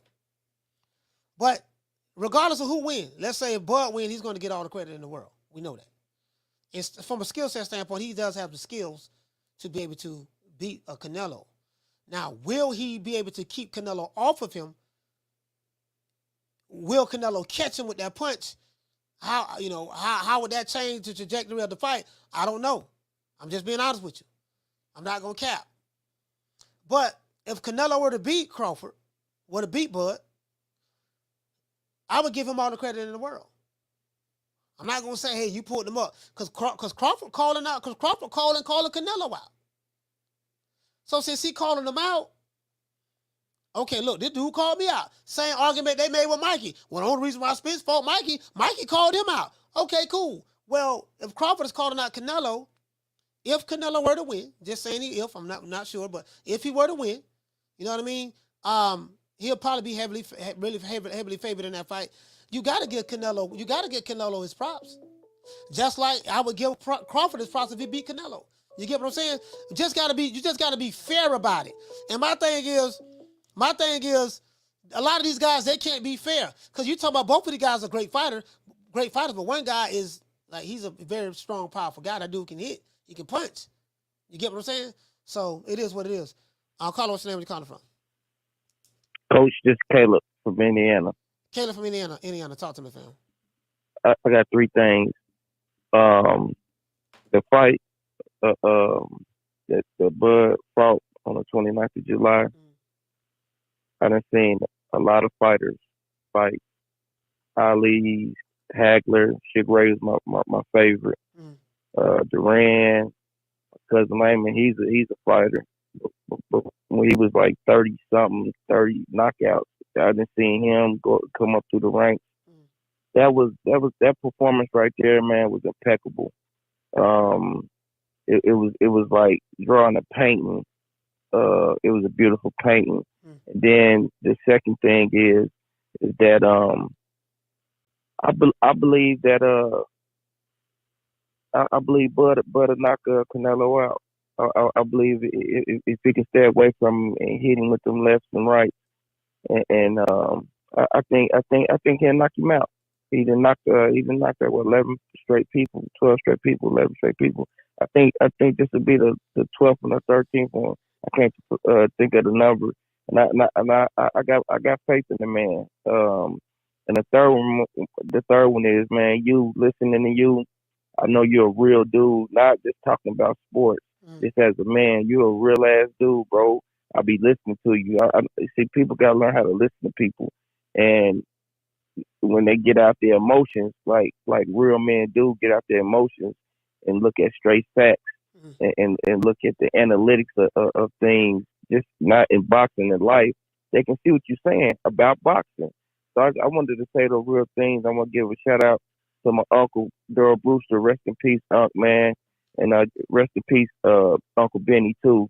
But I just want to give a shout out, man, to everybody in the chat also, man. You got a real show, man. I'm just sitting here vibing with you, man. Laying down, listening to you, bro. Do your thing, man. And I got Bud knocking Canelo out if they fight. I'm betting on the win and the knockout. That's just for Caleb. All right, shout out to Caleb, man, Indiana, man. Salute to you, fam, man. Shout out to Layman Bruce as well, man. Okay. And Yoko. Salute, man. I don't see that. I'm not gonna lie. I don't see that. I don't see that at all. Canelo, yeah, I don't see Canelo getting knocked out. I mean, I've seen him taking some hell of a punches from Triple G. I've seen Triple G catch him with flush uppercuts, and you know what I mean. I don't see that. So, but anyways, I want to say this. And I'm gonna pivot a little bit. I was looking at, and I tell you guys about people who have like the victimhood mentality, and that's a part of the Victim Olympics. everybody in this chat is going through something in their lives, right? Everybody in this chat is going through something in their lives. This show right here, I like to say we are the people's show. Because the reason why I say that is because we have an open call-in show. You guys know that we have an open call-in show. Anybody can call in. You don't have to pay any money to call in or nothing like that. Just call into the show. We get trolls from time to time. But I have people call me, man, from many different ages, from whether they in their early 20s or in their 60s and anywhere in between, right? And what I try to do with this show is try to get your mind off of whatever it is that you're going through in your everyday lives. Like I'm going through some stuff right now. I got pain in my back right here, man, my neck right here. I don't know what the hell wrong. Got like a sharp pain. I don't know what it is, dog. Like been having it. It's been coming off and on for years. I'm kind of like stressed out a little bit, so I think maybe the stress is flaring it up or whatever. Going through a lot right now. But we all go through things in life. You get what I'm saying? Stay away from the toxic people who don't mean you any good. You got people who they just miserable, right? And they like to project their misery onto you. You have people who are just miserable and they like to project their misery onto you. So, and no matter how many good compliments that you get or whatever that may make you feel good, it'll be that one miserable guy or woman that'll say something that'll probably mess your whole day up. So what you got to do is this here. You have to guard yourself from certain people. In society today, you have a lot of demonic spirits. You have people that just don't mean you no good. I'm not going to say any names, but I just put it, I know people personally that they're just negative. They always going to find the bad in the situation. I'm not that guy that always find the bad in the situation. I'm the type of guy, I'm always going to try to find a way to, solve the problem and figure out a way how I could, overcome whatever obstacle that I'm under. And I'm a type of person that I take accountability for my actions, whatever I do, right? I don't blame anyone else, especially if it's something that's going on that I'm doing myself. I can't sit back and blame the white man or blame society or whatever the case may be. No, nigga, I just done that shit. That's on me. I got to accept responsibility for that. And, you got to stay away from those type of people, man. You ain't going to never succeed in life. I can promise you that. Caller, this is the last call. What's the name of the caller from? Martin from Oakland. Martin from Oakland, talk to me. Yeah, Coach. I kind of agree with Rick Glazer in that the numbers for the rematch of Spence and Crawford are going to kind of dip because it was such a one-sided fight. Now, my question is, what do you think they can do to, spark the interest in, boxing fans to make them want to see the rematch? Have Spence take a tune-up fight, or what do you think? Man, the only thing I can think of, man, is they're going to have to play the angle that, I'm not saying Spence, but they're going to have to play the angle that, yeah, man, Spence was, he stayed at the weight division too long. He's going to be a lot bigger, strong at 154. Spence wasn't the same. The reason why he wasn't the same because of the weight. Crawford, that was a fluke. Crawford ain't never beat nobody like that. That was a fluke. We know he can't do it again. This time, Spence is going to be more ready and prepared. I mean, that's how you gotta. That's the only thing I can say. Yeah. Yeah, because, it's just hard. You know what I mean? I like to see Crawford fight Tim Tszyu for the WBO, as a tune-up for the 154 weight class, and, just have Spence fight some, 154 ex-paper champ, just to, rekindle that spark of, oh, yeah, this is what Spence at his best looks like versus the last thing you saw, because I for the life of me, I can't remember anybody I think get their ass whooped that bad for that long. You know what I mean? Yeah, I don't. Well, Tim Tszyu is not a tune-up for anybody. To be honest, Tim Tszyu can fight. That's a dangerous fight for anybody stepping in the ring with Tim Tszyu. I've watched this guy fight. He can fight, bro. So true. That's a dangerous fight. If you're gonna take a dangerous fight, might as well just rematch. Crawford and Spence need to rematch and just fight each other again. Yeah. You know what I mean? Because maybe Crawford will have an off night. Maybe Spence will have a better night. Just to tell them, that's how they got to do it. Because, for me, there's nothing wrong with Spence. He was fine. He was fine all the way up until when he got dropped and he got knocked down, where his face was bleeding and stuff prior to the knockdown. So he was fine. I gave him the first round. He was very aggressive. He threw more punches than Crawford. He threw more power shots. He just got beat. He just ran up on the guy. So for me, it just that it wasn't the fact that there was something wrong with Spence. What was wrong with Spence was he was in there with Terence Crawford. Crawford made him look that way. That's just what it is. And that's the way I see it. So I think this time, Derrick James not being so arrogant, not being so cocky, Spence replaying this fight in his mind, he probably got to be like, man, you know, I got to change some things. But I don't think he's going to win. I think it's going to be because you are who you are. You're a flat-footed, come-forward fighter. You cannot box Crawford. You are who you are. But they got to try to sell it. They got to try to sell it like he just wasn't himself. And Crawford was a fluke. If it was me, this is how I would sell it. And a lot of these guys who coming up with these conspiracy theories are it really gave me some ideas. You ain't never seen Crawford beat nobody like that. Spence wasn't himself. Blu-ray said he wasn't himself. Derrick James said he wasn't himself. Jamel Charlo said he wasn't himself. All his fans know that Spence wasn't himself. So Crawford had a fluke performance. He was a fluke. You know how he won. What we gonna do when Spence fight him at 154? He's not gonna be weight drained. He's gonna be a whole lot bigger, stronger, better, and you're gonna see a different Spence. You're gonna see like Derrick James saying. He's saying that his fighter is the better fighter. When they fight next time, he know he gonna beat Bud. You got to take that and run with it from this point forward. That's what they got to do. Yeah, I guess, Coach. That's the only way to play it. Yeah. So, all right. Well, shout out to Mark from Oakland, man. Coach. Salute, fam. Yeah. I mean, hold on, guys. Hold on. Rick, what's going on? No, I'm still on the show. I'm wrapping up now. Oh, you still on? Yeah, still on. I'm wrapping it up now. Okay, call me after. Okay, bye-bye now. All right. Yeah, I mean, at this point, hey, shout out to Rockman. At this point, you got to go all in. Hey, shout out to Rockman. You get what I'm saying? At this point, you got to go all in. You got to go all in and say that Spence, that Bud that was a fluke performance. He really ain't that. You know what I mean? He really, that was a fluke performance. At this point, you got to go all in. At this point. Let's give everybody a round of applause.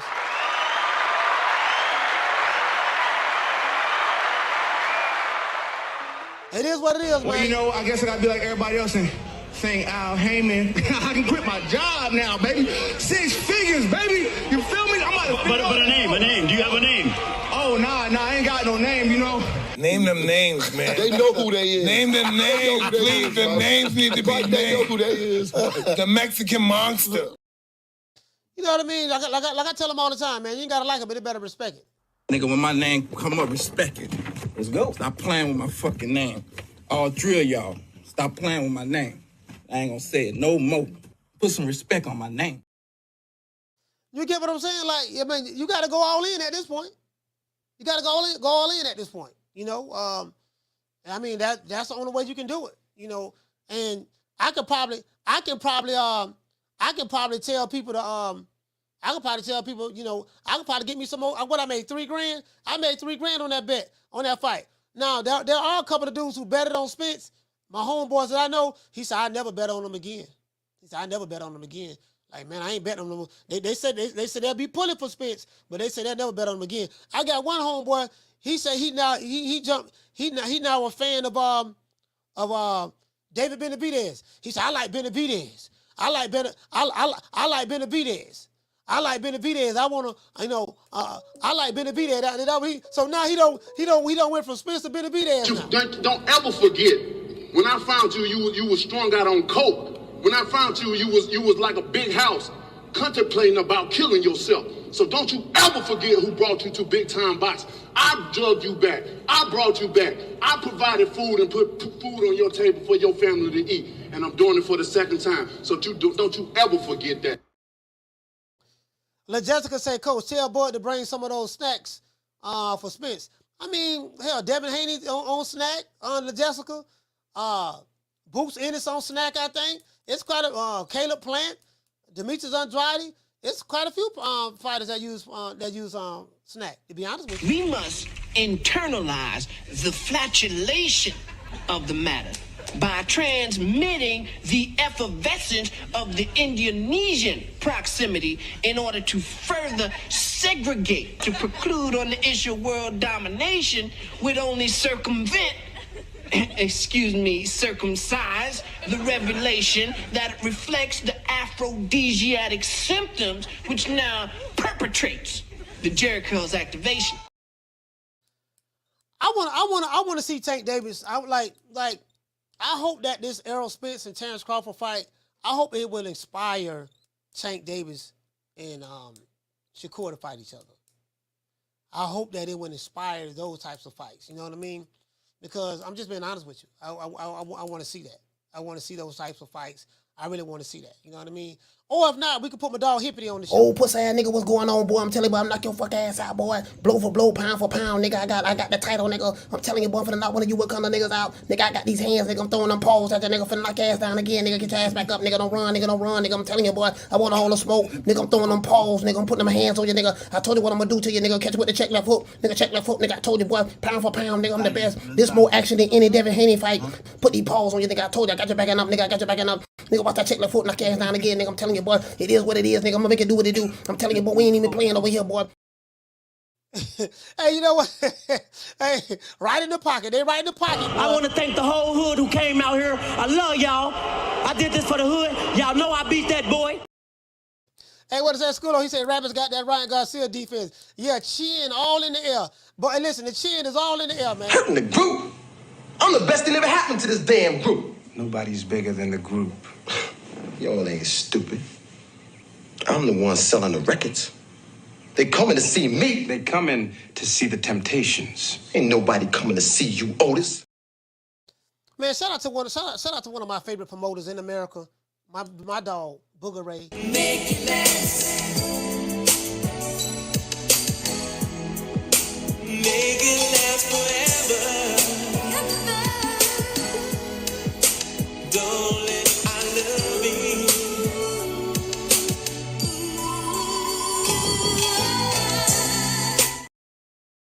It is what it is, man. Shut that soft ass shit up. And the best man Shut will win. that's some soft ass shit. Shut that soft ass shit up. All that soft talking. I know you can do it, man. You got to. Man, shut that soft ass shit up. And when they go to talk about they got shooters, they gonna pull up, send them goons. Nigga, I'm talking face on the brochure. Boy. Lights out, hear me? Clap on, clap off. Okay. You got me fucked up, cuz.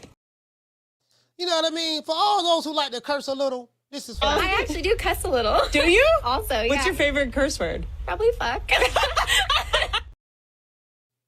Some of you dudes need to be put in jail for making those bets and not paying up your bets. You sound like a bitch. Bitch. Man, I ain't worried about jail. Shit, man, I don't give a damn about going to jail. Nigga, take me to jail. Take me to jail? Shit, lock me up. Lock me up. Throw away the key. Throw away the key. Who's badder than the Shogun? Who's badder than the Shogun? Bruce Leroy, that too. Bruce Leroy. Bruce Leroy. Hey, that motherfucker, he eating popcorn with chopsticks. You cannot make this up. I need to talk to you right now about my royalties and how you keep your books. My office hours are from 9 to 5. Fuck your office hours. I need to talk to you right now, motherfucker. Hey, they said they be coming there trying to renegotiate with Al. Hey, Al, man, look here, man, I need to talk to you about my money, man. Like, why I'm getting allowances, man? Why you ain't paid my money yet? You know what I mean? Why you ain't paid my money yet, Al? I really need to know. You feel me?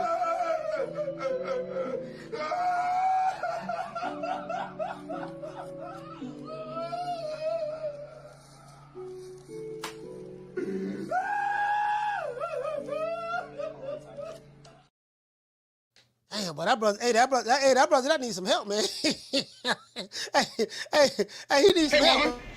Hey, woman. Listen here. Since your man ain't got no heart, maybe you'd like to see a real man. I bet you stay up late every night dreaming you had a real man, don't you? I tell you what, bring your pretty little self over to my apartment tonight, and I'll show you a real man. Hey, you ought to know what time it is, man. Hey, shout out to one of the greatest fighters of all time, Rocky Marciano. What about Rocky Marciano? Oh, there they go.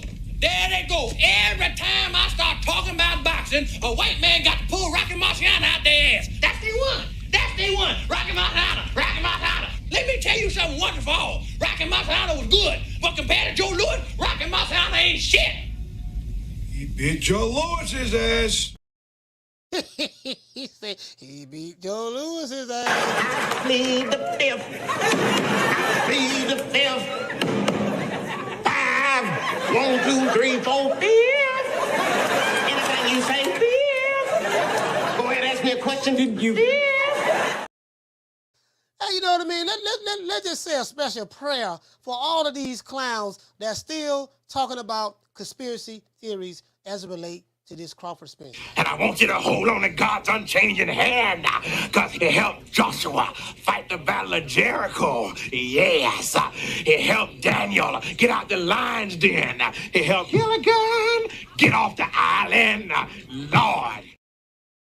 You know, when you got a hater that just keep nagging you, let the haters know that you're Crawford, go fight. Y'all fight each other. I'm busy. Motherfucker, I'm busy.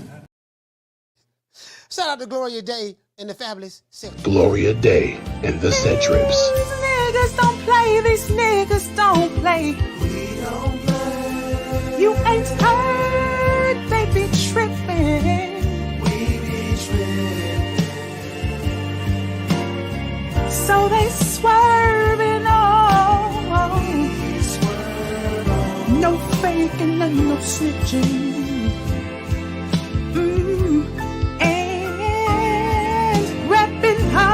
For the set. Oh, mamas, it ain't no lie. Because niggas gonna bust. Niggas gonna bust. And then what it is, let's go ahead and give everybody a shout out who called the show, man. Shout out to D Block. Hey, okay. Shout out to Rose from Houston. Hey, okay. Shout out to Scott, D Block from Dallas. Shout out to Scott, man, from Harlem World Stand Up. Hey, okay. Shout out to Red Stripe from the ATL. Hey, okay. Shout out to Coach Eddie from the ATL. Hey, okay. Shout out to M1 from the BX. Hey, okay. Shout out to Caleb from Indiana. Hey, okay. Shout out to Mark from Oaktown. Hey, okay. Let's get everybody who gave a cash app. I think that what we got, L. Harvey, cash app.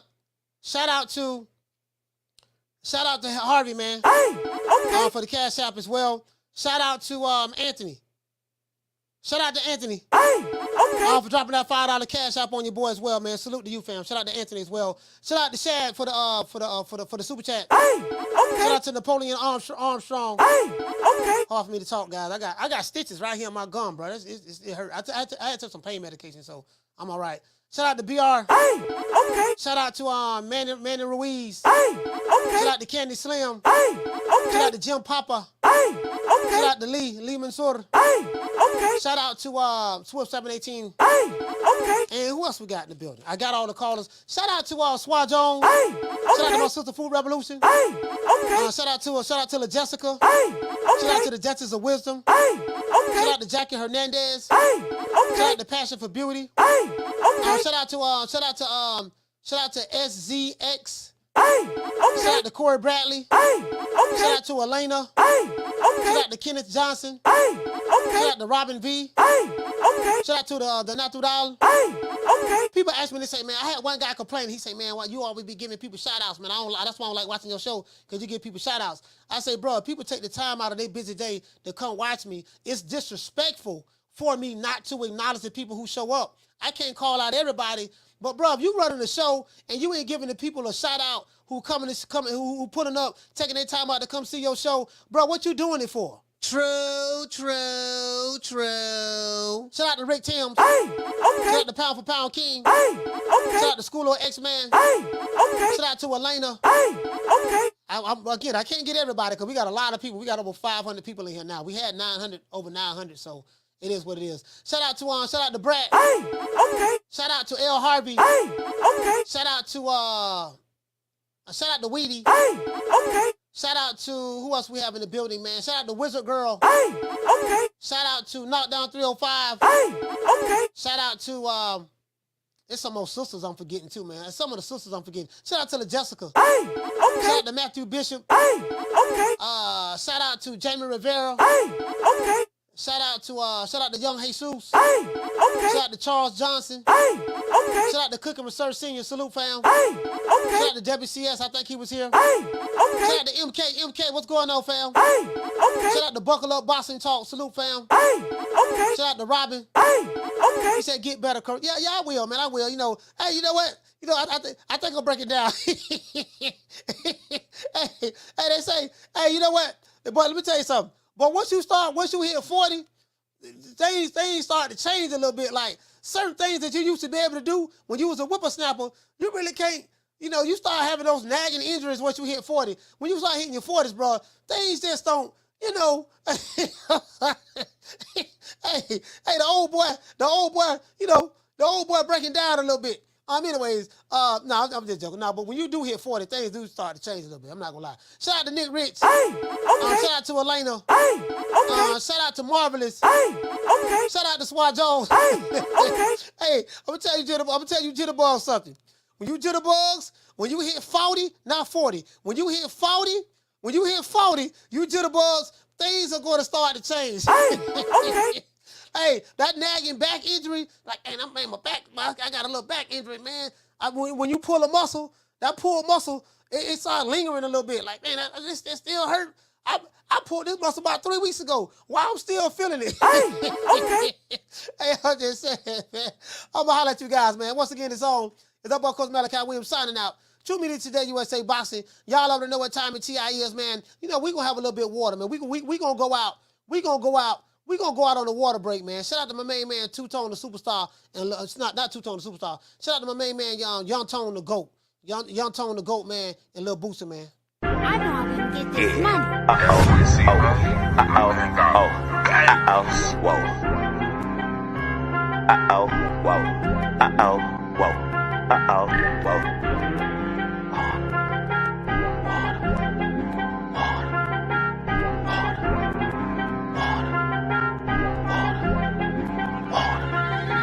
Talking water, my bracelet costs about 40 and my necklace costs a quarter. Talking water, I go stupid like on Boosie. All this jury got me foolish. All this water. All of these diamonds, they bright, so you gon' see me at night. All of this water. Now I be drip.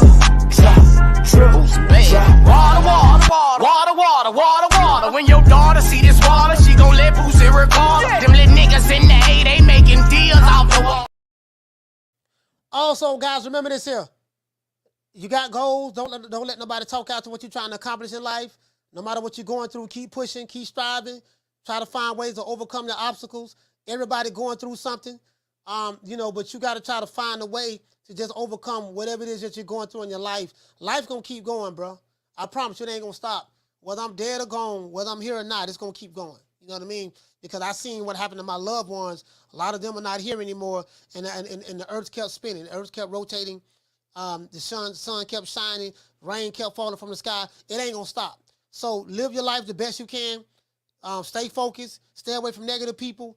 They're going to hate. Let them say what they're going to say, but you just keep doing you. See you guys tomorrow, 3 o'clock Eastern Standard Time. Can't talk, man, because I got stitches in my mouth. You know my motto. Don't meet me there, beat me there. Peace. Man, I'm out of here, bro. Let's go.